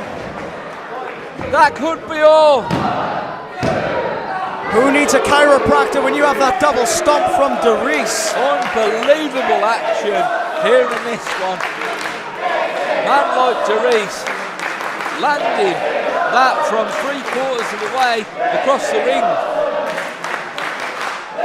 Man like Dereiss truly is an exceptional athlete. Hold on a minute. You talk about who he's been training with as of recent. This looks like a familiar position to be in. Montreal, if you will. Has he been given the green light to use this move? This is incredible. A great seal of approval to be able to use this move. For the sharpshooter, but rolled up and kicks out. Dereiss. Great evasion. Out of nowhere, hits it. Could be all she wrote. Has Dereiss picked up the biggest win of his career? So close, but yet so far away. Both men have utilized some incredible evasive techniques in this match so far, but that may be one of my favorites from Dereiss to be able to avoid that there. Dereiss looking to end this one now with some lucha of his own. A 450 splash is synonymous with man like Dereiss. It absolutely is. A move first popularized, if you could believe, by Scott Steiner. I can believe it. Scott Steiner can't. Can't do the math anymore, can he? Well, the numbers don't lie. Dereiss up to the top, and this spells disaster for him at Sacrifice. It does indeed. As Samuray del Sol going up to meet him, captures him on the side of the head there. Man like Dereiss in a perfect position or maybe a Frankensteiner. Del Sol now up to the top with great person to speak about moments ago. Oh, The great innovator himself. Look at Spanish that! fly, inverted, but nonetheless gets it, and 2.99. Wait a minute, following up the Lucha, and finish there. Misses. Look for a on that 450 of one. his own. And Dereiss from a springboard 450 to a top rope 450. Samuray Del Sol trying to move out the way. Did he move far Oh, enough? we No, got he him! did not. That's gotta be all! Oh! Unbelievable! 2.99 again! And you just can't call it at this stage who is gonna pick up the victory. What a match! And absolutely right, Slammasters indeed rings around the banking hall for the 7th time here tonight. Lucha Libre, one of the most awe-inspiring styles of professional wrestling I have ever been fortunate enough to see. Fast, it's furious, And it Dereiss. is Lucha. Dereiss right now, he's in there with the gloat, and he is doing very, very well. Oh, small Hold on, or is he? package. And almost just like that, catching powerbomb. Could be, and got him. Nailed it Hold on. into the sharpshooter. Stepping through, Man like Dereiss, and he's got it locked in. all the way from the Neidhart dungeon, has locked it in. Shades of Natty Neidhart and a famous wrestling dynasty. Man like Dereiss talking away at the back of Samuray Danhausen, dragging him into the middle of the ring. It's locked in deep, I see. This has got to be one of the most painful submissions you can ever think to be wrapped in. Can Samuray Danhausen get out of it? The knees, Listen. the lower back. And he got there. He got to the ropes. This match will continue. Unbelievable. But with the amount of damage that the sharpshooter inflicts on the lower back, on the legs, on the knees especially, Lucha Libre, Samuray Del Sol, he relies a lot on flying. He's going to struggle to get up to that top rope with one damaged leg or two damaged legs, RC. This was a genius play from Dereiss. You're very much right, and the tactics have to be spot on when the situation calls for it. And Hold on! so big. Hooked out! Got Hooked it! ahead! He got it! Salida Del Sol! Ah! Dereiss just kicked out of the Salida Del Sol! You Hold on, he just... have got to be kidding me. Out of nowhere to start with came the finishing move that we all know and love. Samuray Del Sol just hooked ahead out of nowhere, delivered a picture-perfect Salida, and still Dereiss was able to get that shoulder up, a 2.995 recurring. Unbelievable, Jeff. As the banking hall are absolutely with us on this one. And here we go again. Looking for it again, Salida dos. Or not. O'Connor roll. Kicks out. Rolls him through. And for a Good victory field. roll there. And again, referee being made to work on this one. As we are deep in this match, and it could be one quick pinfall away from the free count. Kick to the midsection, slows things down. Up goes Dereiss, down goes Dereiss. Dereiss trying for his own, reverses back. Quicker than a hiccup is this one. And here we go again. Hold on, looking for it again, looking for another Salida, unable to get it. Dereiss fighting it off at every Dereiss turn, fighting look at first. this. Sunset rolls through, got him into the two, rolls back through, and again another kick out. These two men are not giving up. How do they have the energy? Oh, wait a minute, he got him, that's it. Out of nowhere. Next is the match for the Slammasters Championship between a returning Danhausen and the inaugural Slammasters champion Martyn Grant, who had won the championship for a second time the year prior.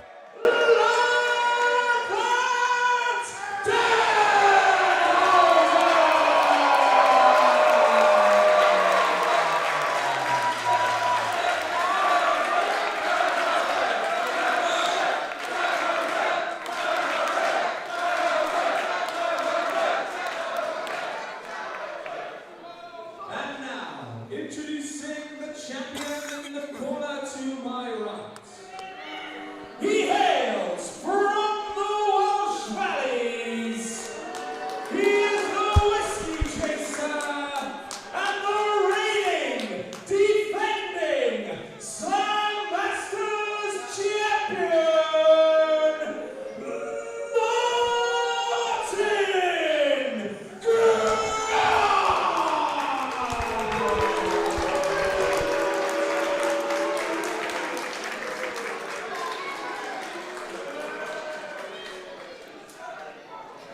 Martyn Grant, some may say the foundation of Slammasters wrestling. Without him, who's to say we would be back in the banking hall? Who's to say we would have ventured to the banking hall? He really took this company on his shoulders, and that championship and the caliber of competitors challenging for it is proof of that. Danhausen returning because he knows that the Slammasters Championship is worth his time and is worth the journey as we get underway in our main event of Back to the Banking Hall 6.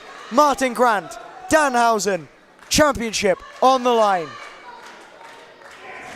I've been a part of Slammasters now for a good couple of years, and I'm telling you now, the way that this banking hall is feeling, this is the biggest main event to date for the Slammasters Heavyweight Championship. It's an electric atmosphere. The crowd know exactly who are they behind. They want Danhausen to win it, but I think he's a bit confused. If you disqualify him, that's it for you, Danhausen. You don't get the championship. No, I'll change the rules for him. He will curse you otherwise. He'll curse you. There you go. You're going to do it. It's as simple as that. You've got a point, RC. Danhausen getting the better of Martyn Grant on this occasion and returns the favour in a very good, very nice, but slightly very evil way. With Danhausen, you never really know what to expect. Will you get very nice? Will you get very evil? Will you get very nice and very evil? Danhausen is an enigma. All of it. Whether he's very nice or very evil, it's clear that everyone here in Cardiff loves that Danhausen. Everyone, perhaps except Martyn Grant, who is the bigger of the two men in stature, and he uses that strength advantage to get one over on Danhausen there. And one of the things that I've noticed here is the shoulder tape on Danhausen. It's unusual to see a man who can curse you carrying maybe a little bit of a knock here. He's cursed! Martyn Grant is cursed! Maybe he's not that cursed. Maybe the curse wasn't at its full potency. It's not done the job, because Martyn Grant has gone straight to the wrist lock here, and the champion puts Danhausen under his own spell.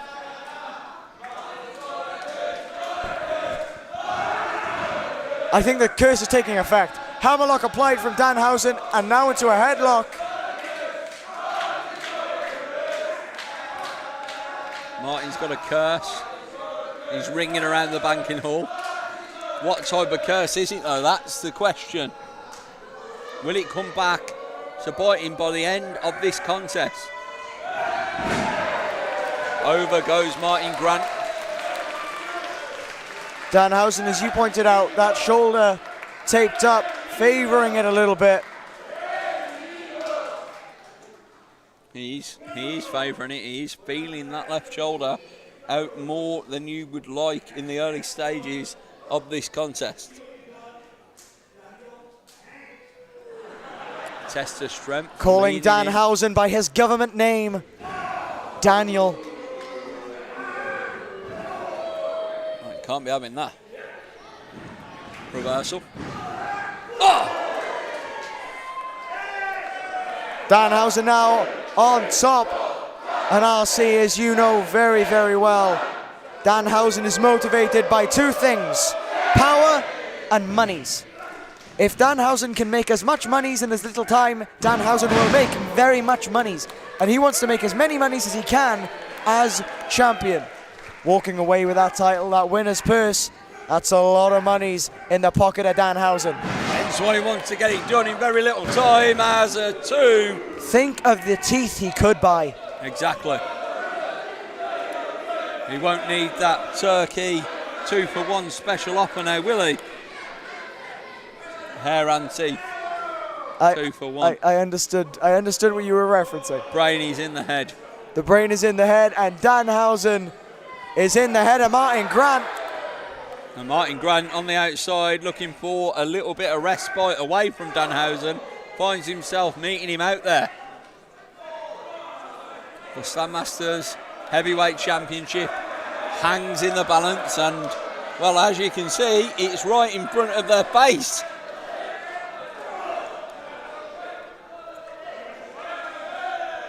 Not the first time Danhausen has been to Cardiff.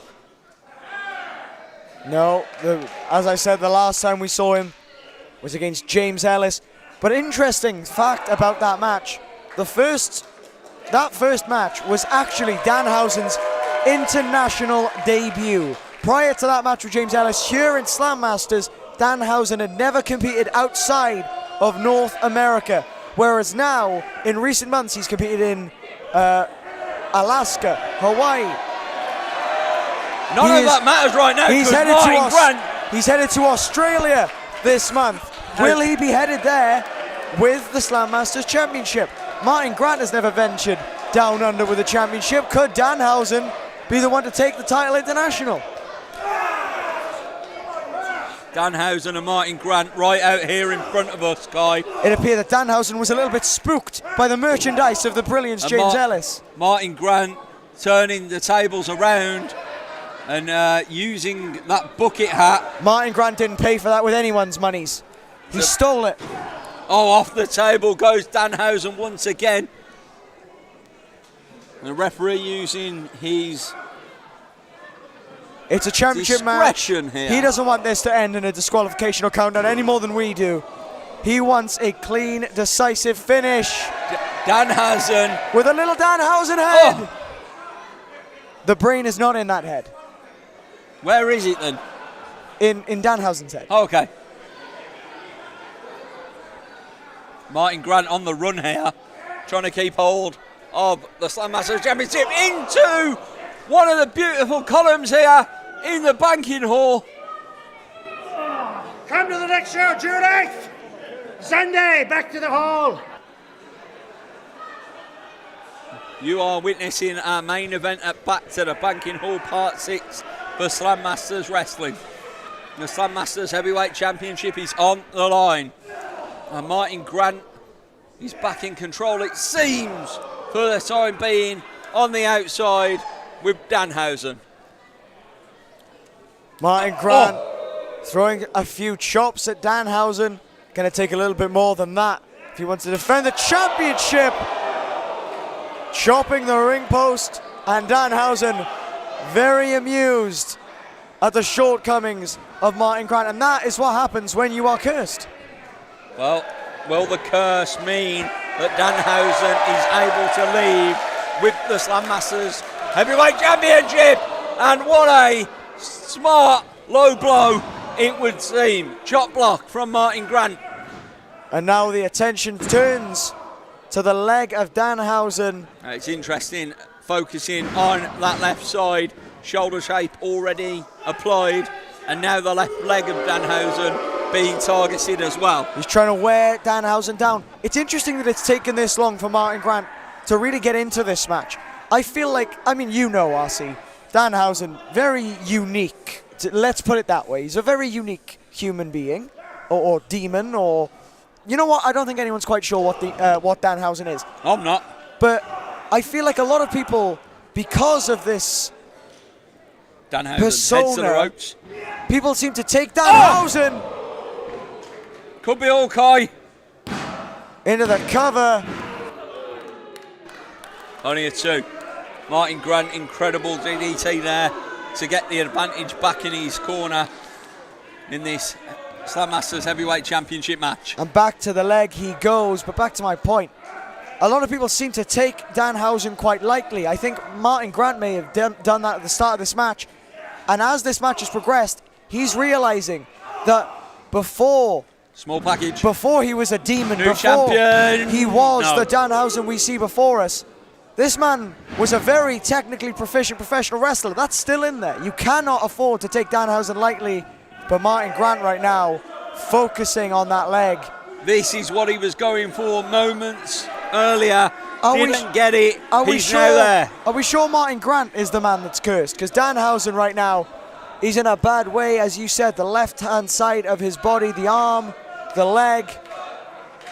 both incurring a lot of damage the longer this match goes on, and Martyn Grant not allowing Danhausen to get anywhere near the rope. Pulled him back to the centre of the ring. The single leg Boston Crab is applied and is in full effect. There's a lot of talk there.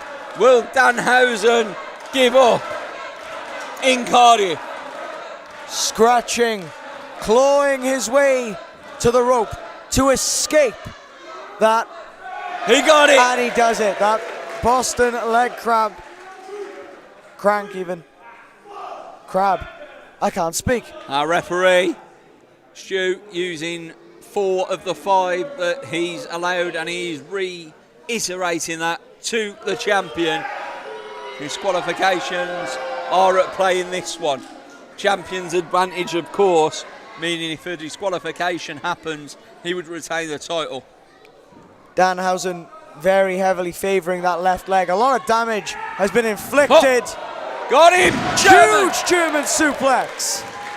Unbelievable. Out of what was absolutely nothing, Danhausen finds a way to get some respite and blood pumping into that leg after one hell of a snap German suplex. You said the injuries that Danhausen seems to be having in this match, the shoulder and the knee. It's important to say Martyn Grant only very recently returned to active in-ring competition, missed a good chunk of action due to a bicep surgery last October. And so this is Martyn Grant's sort of recoup tour, and he's going to be very careful in that ring whenever he can to make sure he doesn't re-injure anything. Up and over goes Martyn Grant. I'm not sure how careful you could be right now with Danhausen, because he is hell-bent on becoming champion. Danhausen Shades of Pepsi Phil, his best friend, allegedly. To the midsection. Up and over goes Danhausen. Gets him again. Huge German suplex. And the winds of change are in the air. The crowd are chanting for it. Could be crowning a new champion after this one.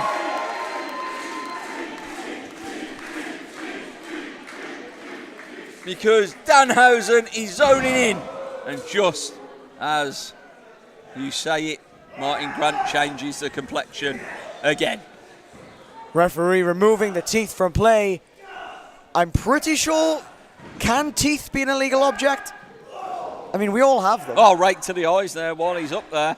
Martyn Grant meets him on the top rope. We'll have to review the handbook. What is definitely within the rules is that Frankensteiner from the top, and it's left Danhausen in a bad predicament. Into the cover goes Martyn Grant. Only a 2. And extra time will not be needed in this one as things stand, because that is one of the reasons Martyn Grant has done so well here at Slammasters, his ability to hit Frankensteiners like that. Can he keep Danhausen down for good? The championship is on the line. We are deep into this match, and the number 1 contender, James Ellis, will be looking on in the wings.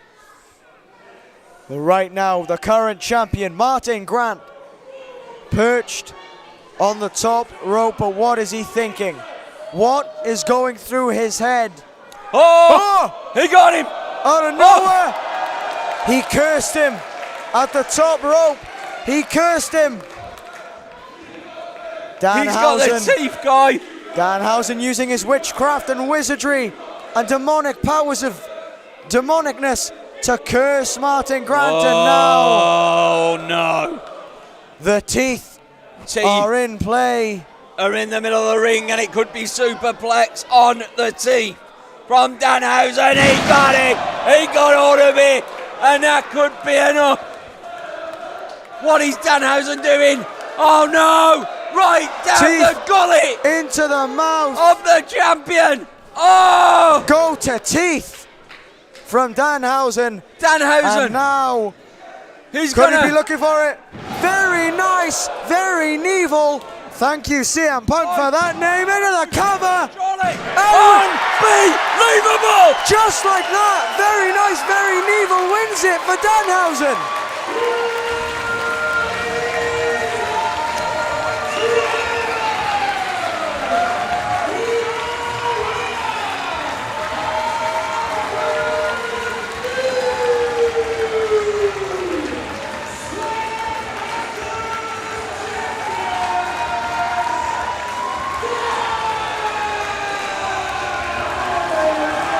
There is not a single person sat down in this arena.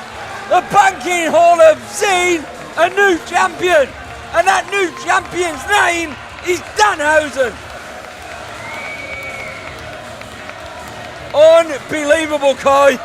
New Slammasters champion. Quite literally by the skin of someone else's teeth. Danhausen is the Slammasters champion. What a performance from Martyn Grant. There is no way that anyone at Back to the Banking Hall 6 was expecting that. The champ has something to say.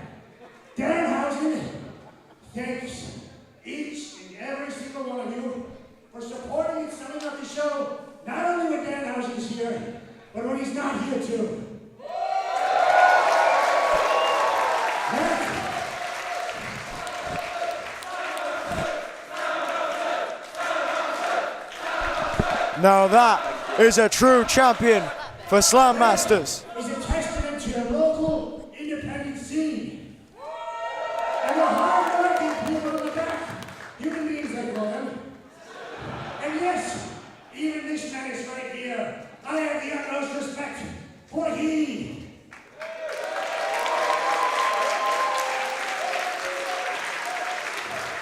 It has been Danhausen's lifelong boyhood dream of becoming the Slammmaster since he was 7. And I have finally done it! With that being said, long live Danhausen!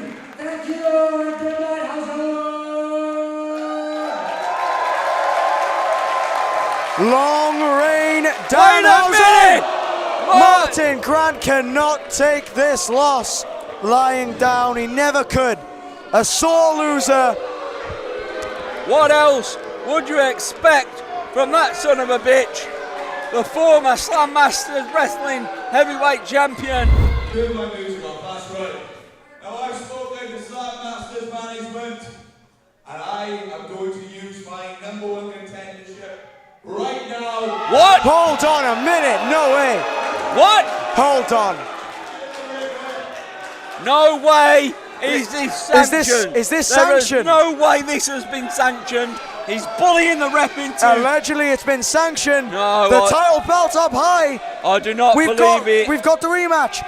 Hausen, Ellis 2. There is Danhausen, no way. James Ellis, and the title is on the line this time. Kai, there is no way you can believe Match is this underway. match has been Hold sanctioned. on. Very good, got very him. evil. It won't matter because it's over. Shades of Danhausen's faithful buddy. Danhausen's knee is really starting to bother him now. James Ellis is out of it. He's just blown his #1 contendership. Danhausen, Danhausen almost retains. Danhausen physically struggling to stand at this point. That's the thing. That very nice, very Neville was delivered using Up the again. injured knee. Oh no! He got Brilliant him! slam. Remnants of the teeth still on the mat. Oh! James Ellis. Oh my God. James Ellis just made Danhausen the shortest reigning champion. At 3 is October's match between AEW wrestler Lio Rush and CJ Rawlings. Lio Rush, a former WWE Cruiserweight and TNA X Division champion, was wrestling his second match in a Slammasters ring, while CJ Rawlings was wrestling for Slammasters in the banking hall for the first time. Desperate to pick up the victory. He's desperate to get his name on top of and over Lio Rush. No question about that. Match officially underway, and charging straight into the corners with as many shoulder blocks as he can muster is CJ Rawlings. Yeah, look, in the early going. He wants the wind knocked out of the sails of Lio Rush. He wants to slow that man down, and that is exactly what he's done in the opening moments of this contest. Lio Rush is not a man you want to be able to pick up any speed or momentum. Lio Rush, as we have seen in countless promotions across the entire world over the past 10 years, should we call it, he has proven to be one of the most agile athletes in professional wrestling worldwide. He's absolutely incredible to watch. Without a doubt, and CJ Rawlings wants to watch the gap here. He almost needs to be a phone booth. Literally box him into that phone booth, because otherwise, if Lio Rush gets the runway, this match changes completely. You are absolutely correct, RC, as always. Huge chop. Lio Rush feeds on that split second of hope. Lio Rush is up, and he can get back into a match in an instant. And the crowd here, that's the banking hall, are coming alive and trying to will Lio Rush back to life almost. The breath has been knocked away. Rawlings is fully in control, and Lio Rush begs for more. And Rawlings is going to oblige, or is he? Here comes Rush, and this is not his typical style for sure, but speed on the punches, and here we go. He's known for his agility. There we go, the evasive maneuvers now. Rawlings is from lost, Lio Rush, and he has given him the runway, and Rush is taking it. Explosive, to say the least, and Rawlings is absolutely furious. It's all on now. Lio Rush discarding that crew t-shirt, of course, for his team with Action Andretti over in the United States. Current AEW star is Lio Rush. Rawlings gathering his composure, but at the same time, this gives Lio Rush a moment to catch back his breath and get back in the driver's seat of this contest. Lio Rush, as we've mentioned many times now, world renowned. That is not just us saying it. He has accomplished many things in his career over the past 10 years. 2 times was he the CZW Wyatt champion. Oh my God. Forget the accolades. Back to the matches. Rawlings pulling Lio Rush to the outside. Now this is where Rawlings really finds his feet, on the outside. Rawlings is unpredictable, to say the least. He's a fighter. He's keeping up here to task with any tactics that Rawlings looks to put in this one. Off the apron goes Lio Rush. Not somewhere you particularly want to become intimate with. Face right off the ring apron, the hardest part of the ring. 9 out of 10 scientists would agree. I think Albert Einstein would agree. Oh, he misses! And he's not going to enjoy himself with that hand this week. Pain etched on the face of Rawlings, and Rush chops across the chest. And wait a minute, they're begging for more, and Rawlings doesn't want it.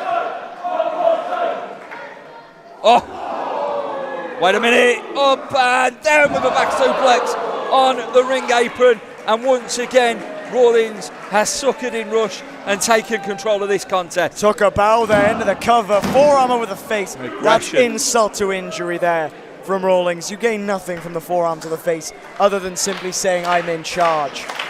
The aggression on display from Rawlings here. He is a desperate man, and unpredictable desperate men do, well, unspeakable things, and he will do anything to walk away with a victory over Lio Rush tonight. CJ CJ Rawlings said Lio Rush is a made star. He doesn't have to win here tonight. And Rawlings needs this win. Look at that. Well, I thought we were about to see the most electrifying move in all of entertainment, but it turns out Rawlings just wanted to choke him a little. Just a little. Again, restricting the air, cutting off the oxygen to the lungs of Rush, slowing him down. And here we go in the rear naked chin lock. Putting a lot of weight on the windpipe of Lio Rush. Now CJ Rawlings in the process of adding on a lot of muscle and a lot of weight to try and counteract a lot of the speed that we see in pro wrestling these days from people like Lio Rush. Back elbow delivered by Rawlings, taking again Rush off his feet. Elbow across, forearm across the face even again. Drops that elbow. Using a lot of that added weight. Well, that's CJ Rawlings. Yes, you're right. CJ Rawlings definitely has the weight advantage over Lio Rush, but Lio Rush is in the shape of his life. As is CJ Rawlings. Without a shadow of a doubt. Coming back from that 6-month hiatus, he wasn't just in the house. No. He was in the gym every single day, and you could see it clearly in the ring right now. Rawlings, gut shot here, and a forearm there from Rush, who is trying to fight his way back into this match. Duck of the clothesline and up on the shoulders of Rawlings. Could he be going through? He doesn't. Reversals here. And roll through, kip up, and lands it. Blink and you miss it. Rush. That's classic Rush. Only a 2. Rawlings stays alive. Lio Rush, one of these rare characters who has been on the top of the wrestling landscape continuously, more or less, for the past 10 years. Stints in WWE, TNA, AEW most recently as well, Ring of Honor. Anywhere where the spotlight shines, Lio Rush is ready to step into it. And CJ Rawlings wants to steal that from him right now. CJ Rawlings wants all the spotlight. It's as simple as that. And he has an opportunity to do it. Can he get the job done? That is what the challenge is here. Rush up on the top rope. You don't see this very often from Lio Rush. But he's landing those shots, all 10 of them if he can. Oh, wait a minute, Rawlings bails out and huge clothesline. Inside out goes Rush. Could that be all? 2. Rush kicks out. Did not rush that kick out though. Let CJ maybe think that it was the final fall, that he had gotten the win. It was but Rush still in it. It was definitely closer to 3 than he has been previously in this contest. That is for sure. The thing with the style of Lio Rush, very fast-paced, is you've got to burn through a lot of your energy reserves rather quickly, RC. You've got to think. Yeah. Rawlings has done a great job of slowing the pace down, controlling Rush throughout this contest. And Rush now showing what I would describe as a little bit of desperation here, trying to catch Rawlings off balance. And what a shot that was, Kai. It was to the jaw. It was a flush shot as well, but still Rush in this match. Oh, wait a minute. You call it desperation. I call it heart. There is a lot of heart for Lio Rush. A lot of fight in this man. Look at the torque on that armbar that Rawlings has got in. Rush is trying to get out of it and fight backwards into the match.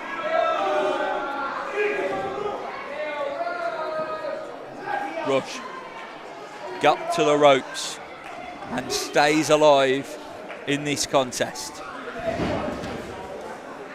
Back to the ground. No flying zone today so far for Lio Rush. Must be Heathrow halfway through this year, because all flights are grounded for CJ Rawlings in this one. He wants nothing to do with the aerial assault of Lio Rush. You've got to admire the tactics that Rawlings has brought into this contest. He has studied his man. It is clear, and he is putting him on the ground. The problem with being a star the size of Lio Rush is you've got years and years of tape to study from WWE, from Rawlings NXT, felt everything there on that AEW, jawbreaker. everything. Reversal. Oh, wait a minute. Again.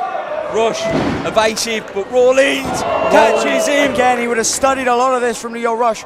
Would Lio Rush have the deep catalogue. Here we go, rolls of through. Rawlings in this Moonsault match. time. Rawlings to the top row. Can he land it?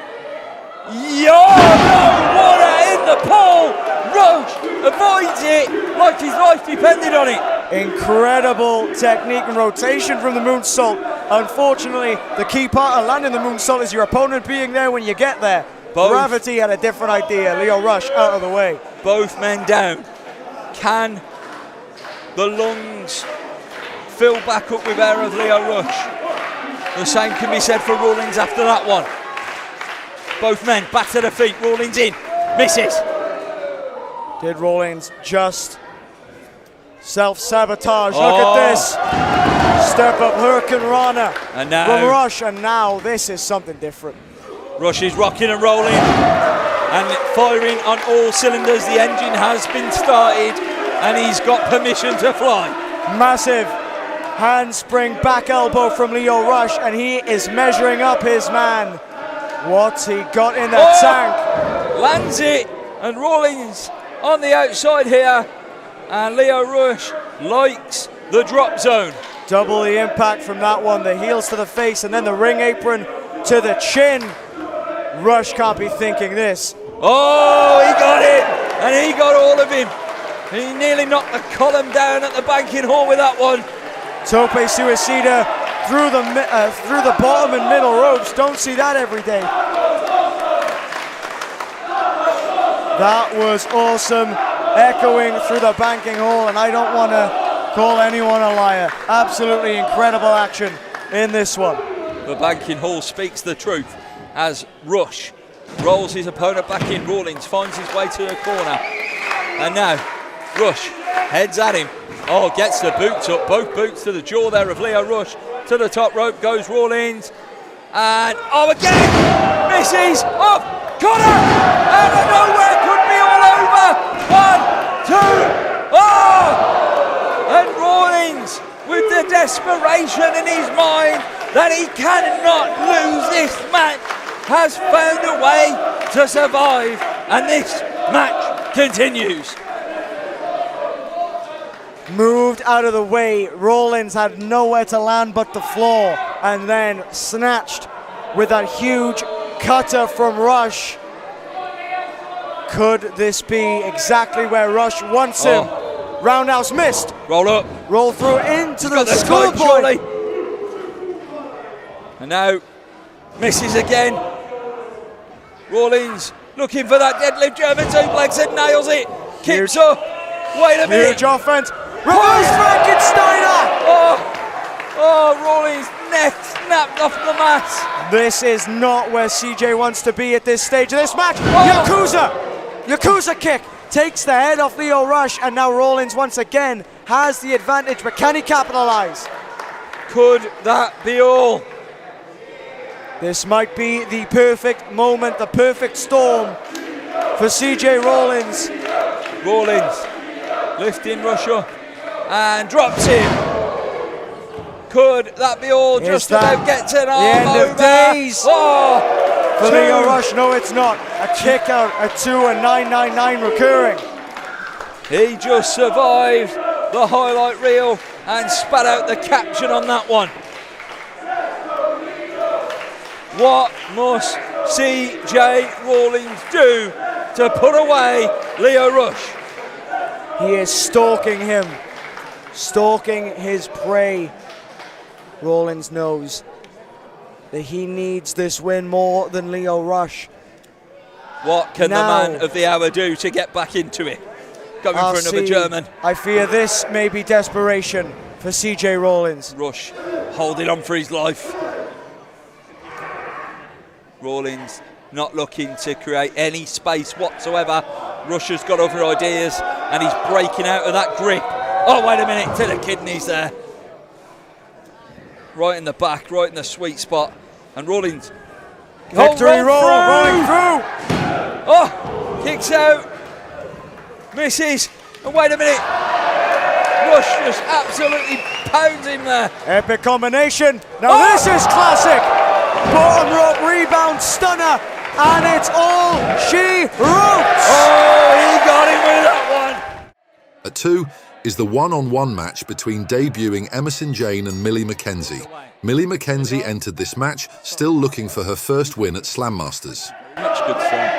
Millie McKenzie versus Emerson, Jayne. One of the premier matches up and down this country that many promotions have seen to this date.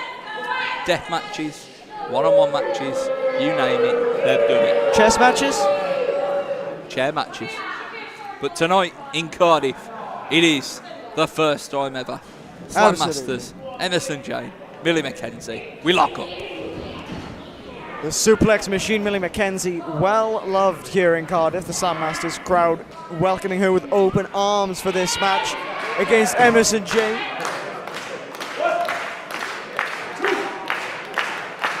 They find themselves in the corner. And as much as these two know each other, the feeling out process in these matches, because of how well they know each other, needs to be different each and every single time they get into it. As Millie McKenzie looking for a deadlift German suplex off the bat, Emerson Jayne finds a way to block it and puts on the headlock. It gets to a point where you can become too familiar with an opponent. You've worked with someone so much, you've faced them so much, that you begin to know what they're going to do before they do it, which makes it very easy then for their opponent to just completely change tactic and do something else. The hair. Just like that from Emerson Jayne. It's not what I expected coming into this one from Emerson Jayne tonight. Maybe a little bit of a different attitude here. There's the suplex machine, Millie McKenzie looking to reverse out of this, and does. Off the ropes goes Emerson Jayne. Arm drag takeover by McKenzie, followed by a Japanese arm drag. And you don't see them every day, as Millie McKenzie spinning, twisting neck breaker there, and into the cover right off the bat for a 2. Well, Millie McKenzie is world traveled, spent a lot of time out in Japan over her career, wrestling for Tokyo Joshi Pro and Sendai Girls Pro Wrestling as well. Racking up gold out there as well, I see. We're just talking about a time in Japan on the way down, funny enough, today. And, you know, Millie excited about potentially getting back out there in the future. Well, Millie McKenzie, a lot of wrestling fans here in the UK would have seen this woman grow up in front of our eyes, more or less. A career spanning 10 years already. 2015, she turned pro. Emerson Jayne. This is how quickly matches turn around as Emerson Jayne's head going into the turnbuckle. Not the pad, but the steel buckle itself there, I think, RC. Yeah, Emerson Jayne's nose was feeling all of that, but as she takes advantage and goes to the top rope. Oh! Knee driver takes McKenzie down, and that could be all she wrote. Only a 2. Wow, what an impactful move so early on in this contest. Emerson Jayne has just took the lead and advantage in my book. A reverse meteora of sorts, driving the head of Millie McKenzie straight into the canvas. That is going to have a detrimental impact. I don't care who you are, how strong you are, or how experienced you are. If your head hits there that hard, it spells disaster, because that's where the brain lives. Good science, as Emerson Jayne showing even better science by pummeling the back of McKenzie. Into the turnbuckle she goes. Emerson Jayne fully in control after that reverse meteor, if you will. Turnbuckles now getting to meet and greet Millie McKenzie up front and in person. Emerson Jayne hoping to send Millie McKenzie into the ropes, but Millie McKenzie able to reverse it, send her careening into the turnbuckles. Clothesline, McKenzie getting back on top for this span of time at the moment. Emerson Jayne kicks out. These two women know each other so well. It's going to be a tough ask for one of them to pick up the victory, but ultimately that is what one of them is here for tonight. Emerson Jayne, backbreaker to McKenzie, into the cover, hook the leg, strong cover, but still a kick out from McKenzie. Kicks out. McKenzie finds a way to stay alive in this contest, looking for that all-important first victory here at the Banking Hall. Yeah, Millie McKenzie competed twice for the Slammasters Women's Championship. On both occasions, Lizzie Evo was able to find a way out as champion. which meant that Millie McKenzie's rise here in Slammasters has been slowed. Yeah, and of course that fall-way the last time we were here, RC, didn't go her way either. Of course not. I mean, Lizzie found a way to not defend the championship the last 2 occasions here at the Banking Hall. Has not been seen since quite some time now.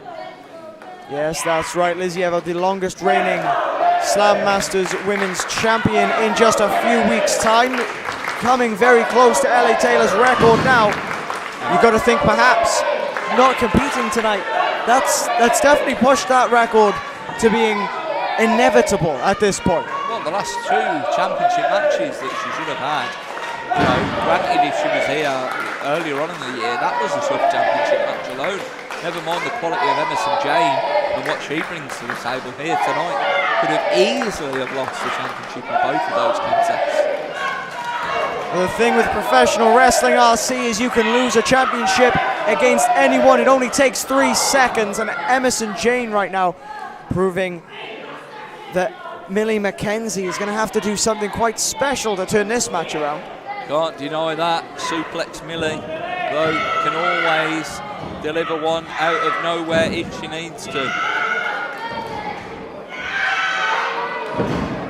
I'd call it the human suplex machine, but I think an orange man might argue against me. Suplex! It is.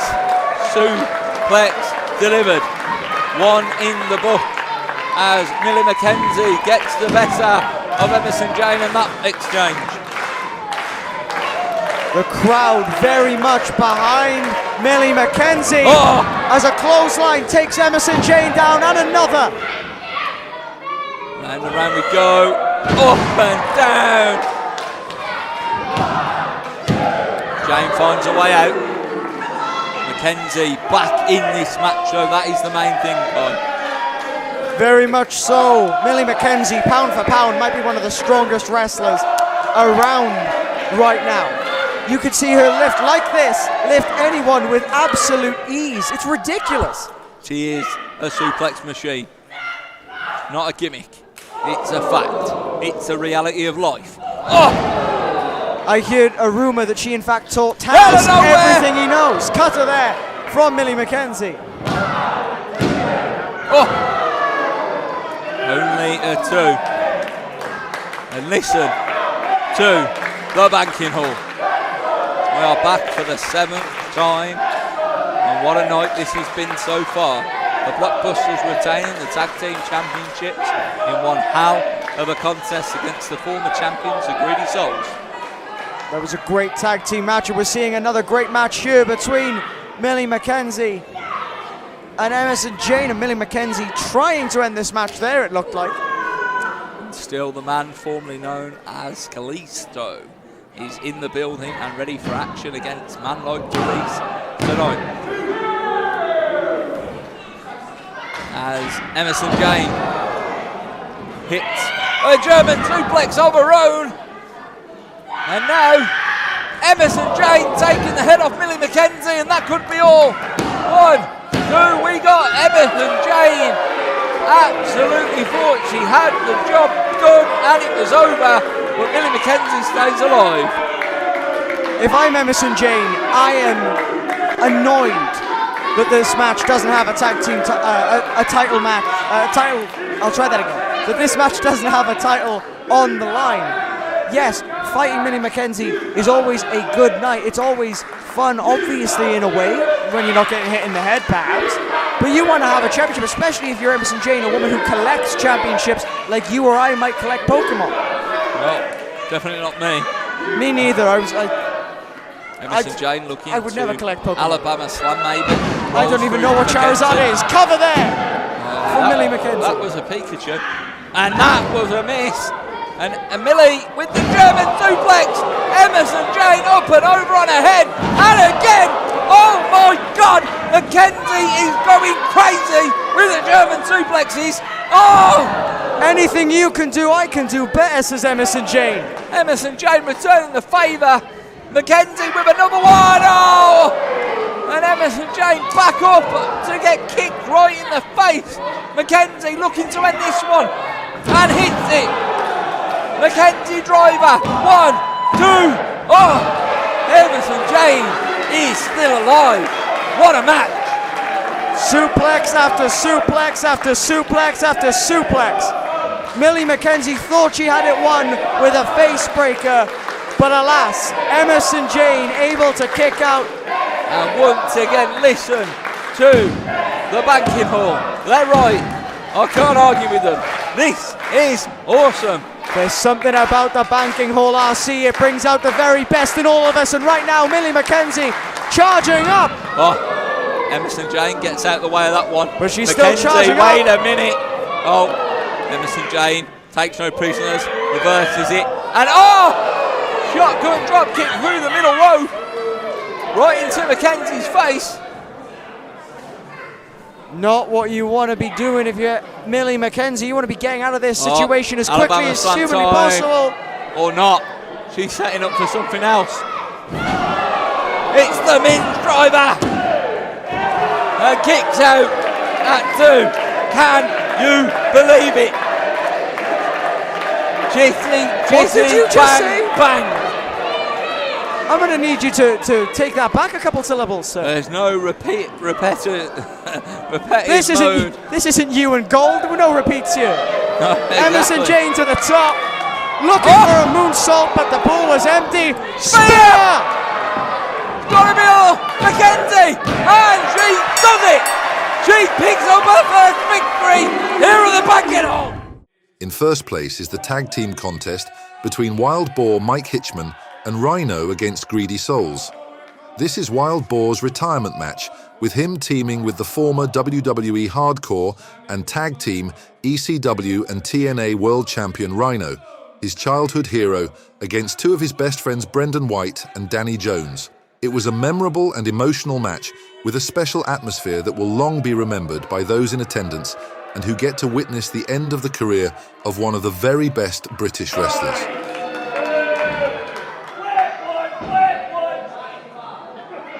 And standing to my left, he is a WWE, TNA, ECW legend, Rhino!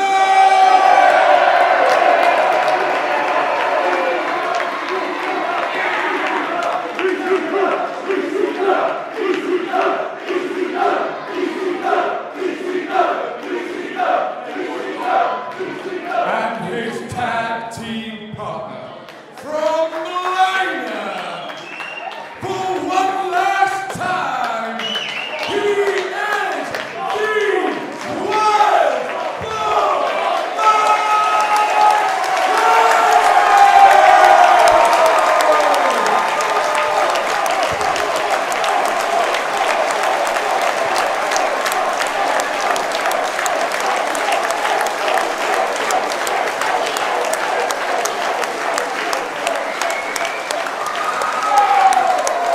We promised you emotion.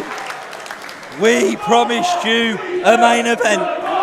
And now we are about to see it. I am overcome with emotion, with goosebumps from that ovation from Wild Boar when we say he is a Welsh wrestling legend, a mainstay, a hero to many. We are not lying to you. It is not hyperbole. It is the stone cold truth. Fans, wrestlers alike, Wild Boar is the epicenter of professional wrestling here in Wales, and will continue to be, even if he doesn't lace up those boots. And now he has shifted focus, and he has to be intense. He has to be unmatched as he steps in the ring and looks across at Brendan White.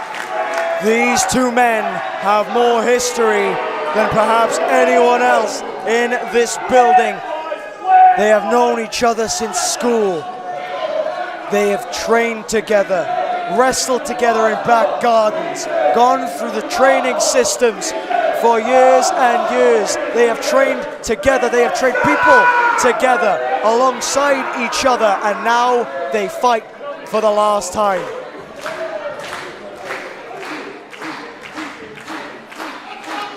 This is Boar's last ride, and here we go. One final charge for Wild Boar. taking down Brendan White to the mat, manipulating him around, and Brendan White is backing up and taking a rethink on his strategy here. If any two men know each other like the back of their hands, it's going to be Brendan White and Wild Boar. As I said, known each other since they were in secondary school. They have traveled the roads together for many, many years. There is a lot going on in that ring between these two right now. Fireman's carry into a modified wrist lock there of the Wild Boar. I first met him back in 2011 at Bescott in Warsaw in the West Midlands in a Royal Rumble match. We both found ourselves in on that particular evening. What a career he has had since that first encounter that I had with him. Wild Boar, a lot of you may know him from his time in NXT UK under the WWE umbrella. Spent a lot of time there, cultivated an incredible back catalogue. That catalogue comes to an end tonight, but he will end it on a high if I know Wild Boar. Win, lose or draw, it was always about giving the fans the best matches possible. That is what Wild Boar specializes in, and he passes that on to everyone he trains at New Wave as well. Brendan White not endearing himself with the banking hall, but what else do you expect from him? Kick to the midsection there. Brendan White sends in the Wild Boar into the corner. Hitchman comes out and German suplex! Brendan White sent into the corner on that one. And now Boar follows it in. Huge chop. And now classic Wild Boar. Will he bite him? Yeah, yes, he will. Of course he will. He's a hungry, hungry Wild Boar right now. Oh, and they want it one more time, Kai. And I think second course is on the menu. Short arm clothesline. Doesn't take down White this time. To a knee on that occasion. Brendan and a White third does the job. They are going to be able to scrape the dental records of Wild Boar off the skull of Brendan White after this. And now, could it be time for Rhino? Look at him. Look at the face of the War Machine. He wants in. Rhino salivating at the opportunity of getting in there. He could feel the energy of this crowd. He wants to be a part of this. He wants to be in. Brendan White wanting none of that, and a tag to Danny Jones has been made. Made of stone, Danny Jones for the first time in this match. The legal competitor. But on the other side of the ring, the same can be said for Rhino. He's in. And there it is. Danny Jones didn't want that, but he's going to have to deal with it. It's as simple as that. Look, the bottom line here is if they get a win over Wild Boar and Rhino on this stage, on this occasion, then their resume goes to the top of every tag team in this country. And they will be the most wanted tag team in this country.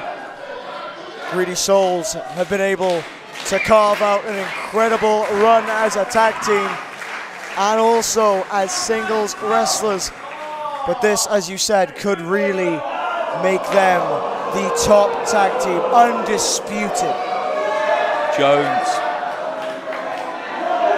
taking the man beast back to the corner, and look at this here, showing off all of the muscles.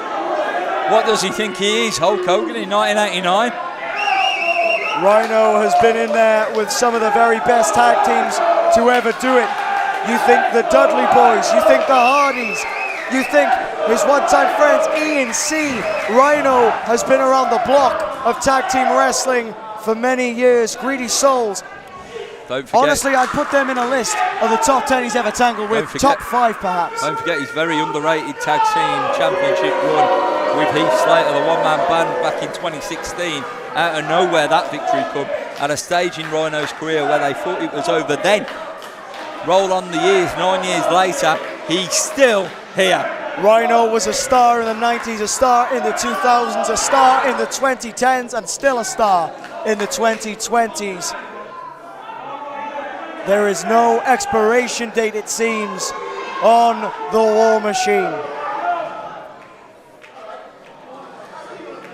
Huge result, no matter which way this match goes, but I'm sure the banking hall want it to go one way and one way only for Wild Boar's last match. Danny Jones is feeling that, whether he likes it or not. He might not have taken him down, but he is feeling it. Oh, did you hear that? Them's a fighting speak from Rhino.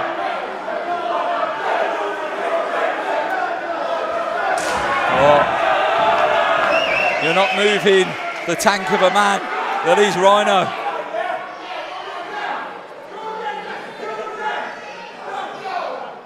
Oh, cheap shot to the midsection. Danny Jones. It's exactly what you'd expect from the Greedy Souls. Down he goes. Huge shoulder tackle for one. Huge shoulder tackle for two. Rhino standing tall in the middle of the ring. Rhino really got into the head of Danny Jones there, was able to take advantage. Brendan White and Danny Jones looking to regroup on the outside.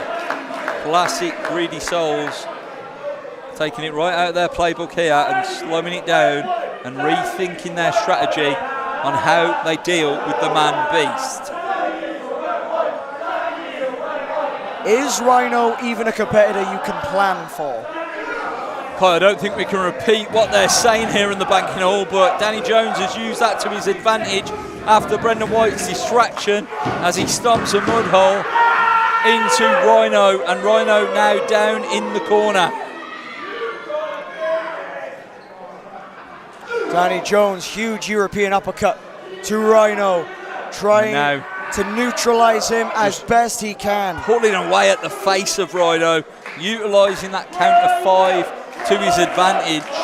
Remember, the referee here has already been knocked down in a match tonight, so he'll be on spaghetti legs at some point.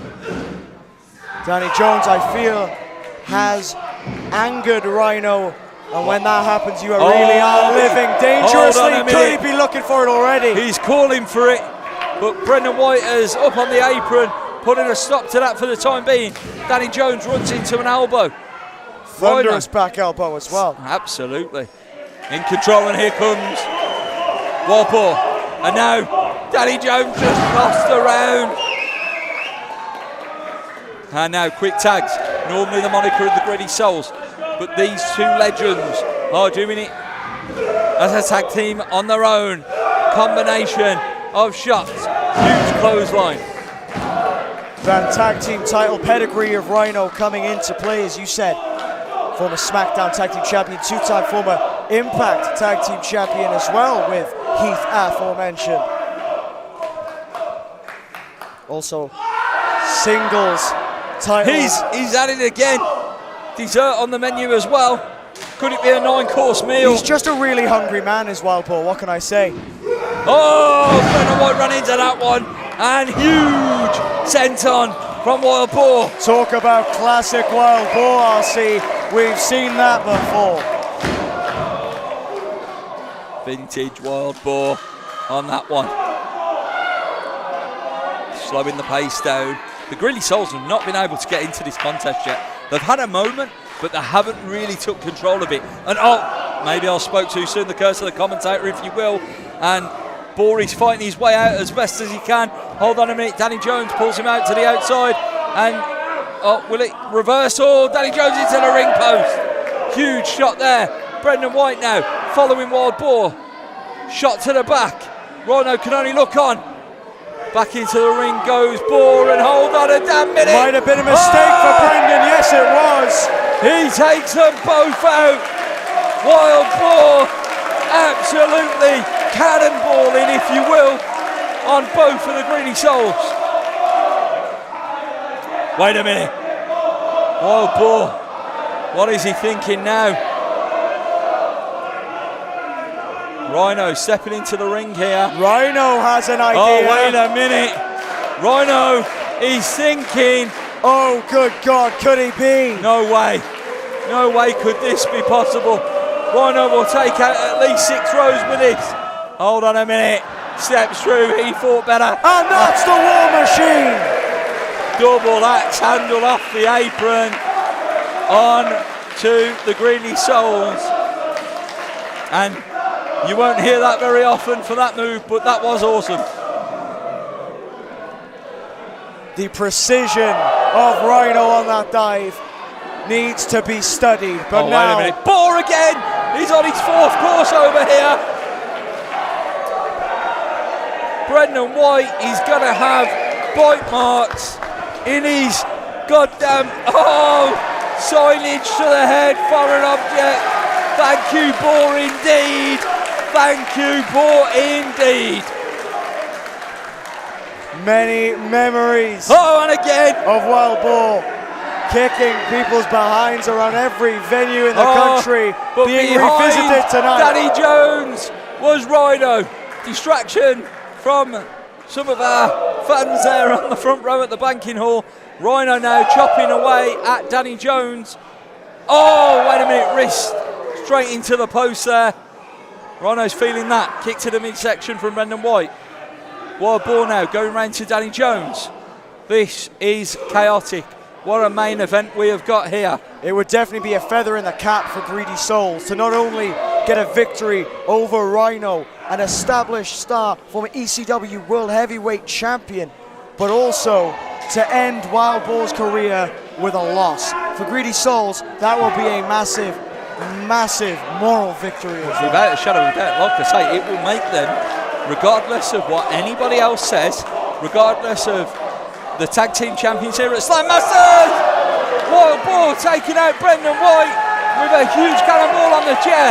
Trash can to the head of Danny Jones. Who's cleaning that up? Garbage day. It's Rhino throwing the bin off the dome of Danny Jones.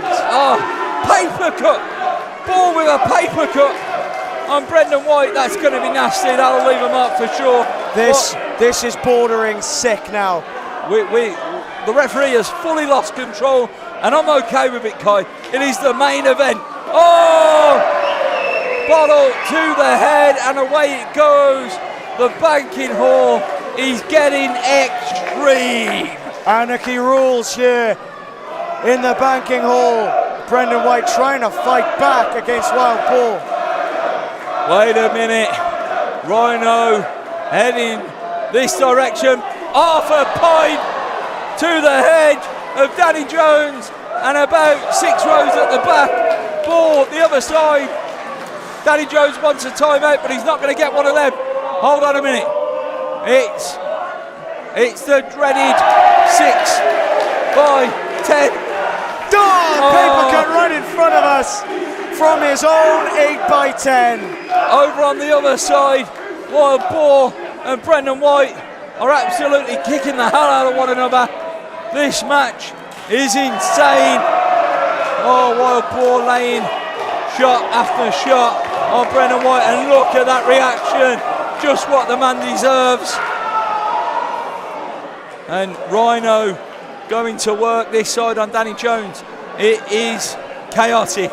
It is extreme, but it is also very, very highly emotionally charged in this main event. From backyard wrestling to the main event of the banking hall, Wild Boar and Brendan White have been and done it all. Can he get him? He's hooking for a German suplex here.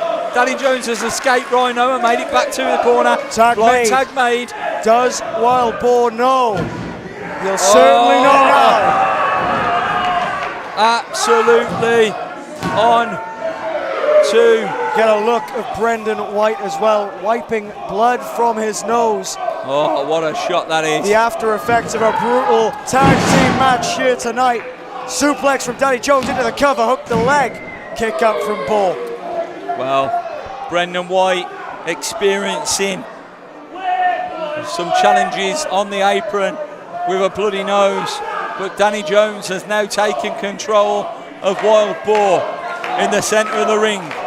Rhino back up on the apron now. The match has settled. We have gone from extreme rules to traditional tag team rules here at this point.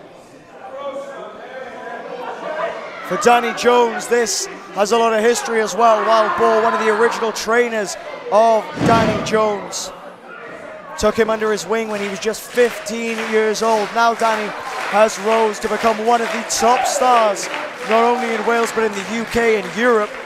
He and Brendan White winning the Tag Team Grand Prix in WXW just a couple of weeks ago. And now it's classic Greedy Souls. They are going to cut the ring in half. They're going to make the ECW legend watch the punishment they inflict on his tag team partner, the legend Wild Boar. But hold on a minute. Back in this match with wrist tape soaked red with blood, trying to administer as much damage to Wild Boar as he can. Incredible main event in the banking hall. One last time for the Wild Boar, backbreaker. You expect nothing else from Wild Boar, or the Greedy Souls, or Rhino, or indeed Slammasters Wrestling. Without a shadow of a doubt. And again, tag made. Danny Jones in, working on cutting that ring in half and making those frequent tags, as you're about to say, Kai. You're absolutely right. Frequent tags, very important in tag team wrestling. Not only does it make sure your opponent's head remains on a swivel, but it also keeps one man fresh. You're exerting energy, the other man's having a bit of a rest on the outside. Tag team wrestling really is human chess. Look, Wild Boar is reaching, and the Souls are teaching at this point in time. Unbelievable tag team action here in our main event. For years, it was Danny Jones trying to earn the respect of Wild Boar. Danny Jones now feels it's Boar that needs to earn his respect, and he's going a long way to do it in the main event Boar tonight. Just swinging those hands, and he is making all of the contact. Boar sent into the corner, catches. Oh, what a roll through that was. Excellent trip there as well from Boar. That's the years of experience, looking to tag in the even more experienced Rhino. Ring awareness at his finest. Brendan Quick cut him it up, but tag no. made. The man beast is back in, and he is charged up and ready. Business is about to get good here. Rhino's changing traffic with every impactful move he delivers. Brendan White misses the short arm clothesline there, but doesn't get out of the way for that forearm. Oh, knee straight to the face of Rhino, and Brendan White down, and he's looking now for a tag. Hold on a minute. Wild Boar tags himself back in. Wild Boar grew up idolising Rhino. He gets to end his career teaming with him. Here comes Danny Jones, and look at these two just going at it. Will he end it with a win? If Danny Jones has anything to say about it, he absolutely will not. That's slap now. Absolutely slapping the hell out of one another, and Danny Jones have the advantage for the time being. Oh, misses. Oh, what a back elbow to the back of the neck. Danny Jones up and over. Goes to Wild Boar. What a T-bone suplex that was. Here comes Brendan White. Brendan White ready to make Wild Boar extinct. Oh! Huge! Boss man slam. Oh! Boar finds a way to stay alive in his final match. Rhino back off the apron. What a match. Wild Boar really testing the workhorse right now. The patience of the workhorse very much it's being intense. tested. And Brendan White and Danny Jones are happy with themselves and have things all in hand here as they look to put the nail in the coffin of the Wild Boar. Or do they? Rhino pulls out Danny Jones. Roller, 1, 2, kicks out. Oh! Gores him in the corner there. Well done. Rhino's going to follow up with one of his Shoulder own. thrust into the corner. And now, down goes White, and what a reverse senton into the corner that is. Oh, what a clothesline by Danny Jones on Rhino. Oh, wow. Back of the head there on the Boar. And now Jones, the aggression, the frustration, he's boiling over in this one. It's moves like that aim to put Wild Boar out to pasture. The Greedy Souls want nothing more than to have this win on their record. They want to send Wild Boar and the banking hall home with a loss. But Rhino in the corner, charging up. He is, and he got it! Incredible. And Brendan White realises he needs to do something. Claymore to Rhino. Rhino out of the way here. Wild Boar now. Lined up by Brendan White. Goes for the boss man slam again. It. Oh, pop-up powerbomb! Wild Boar, where is he going? Where is this wild animal going? For one last time, the Wild Boar heads to the top rope maybe. And he hits a 5-star front splash. He got it! It's all over! Boar, Rhino with the win!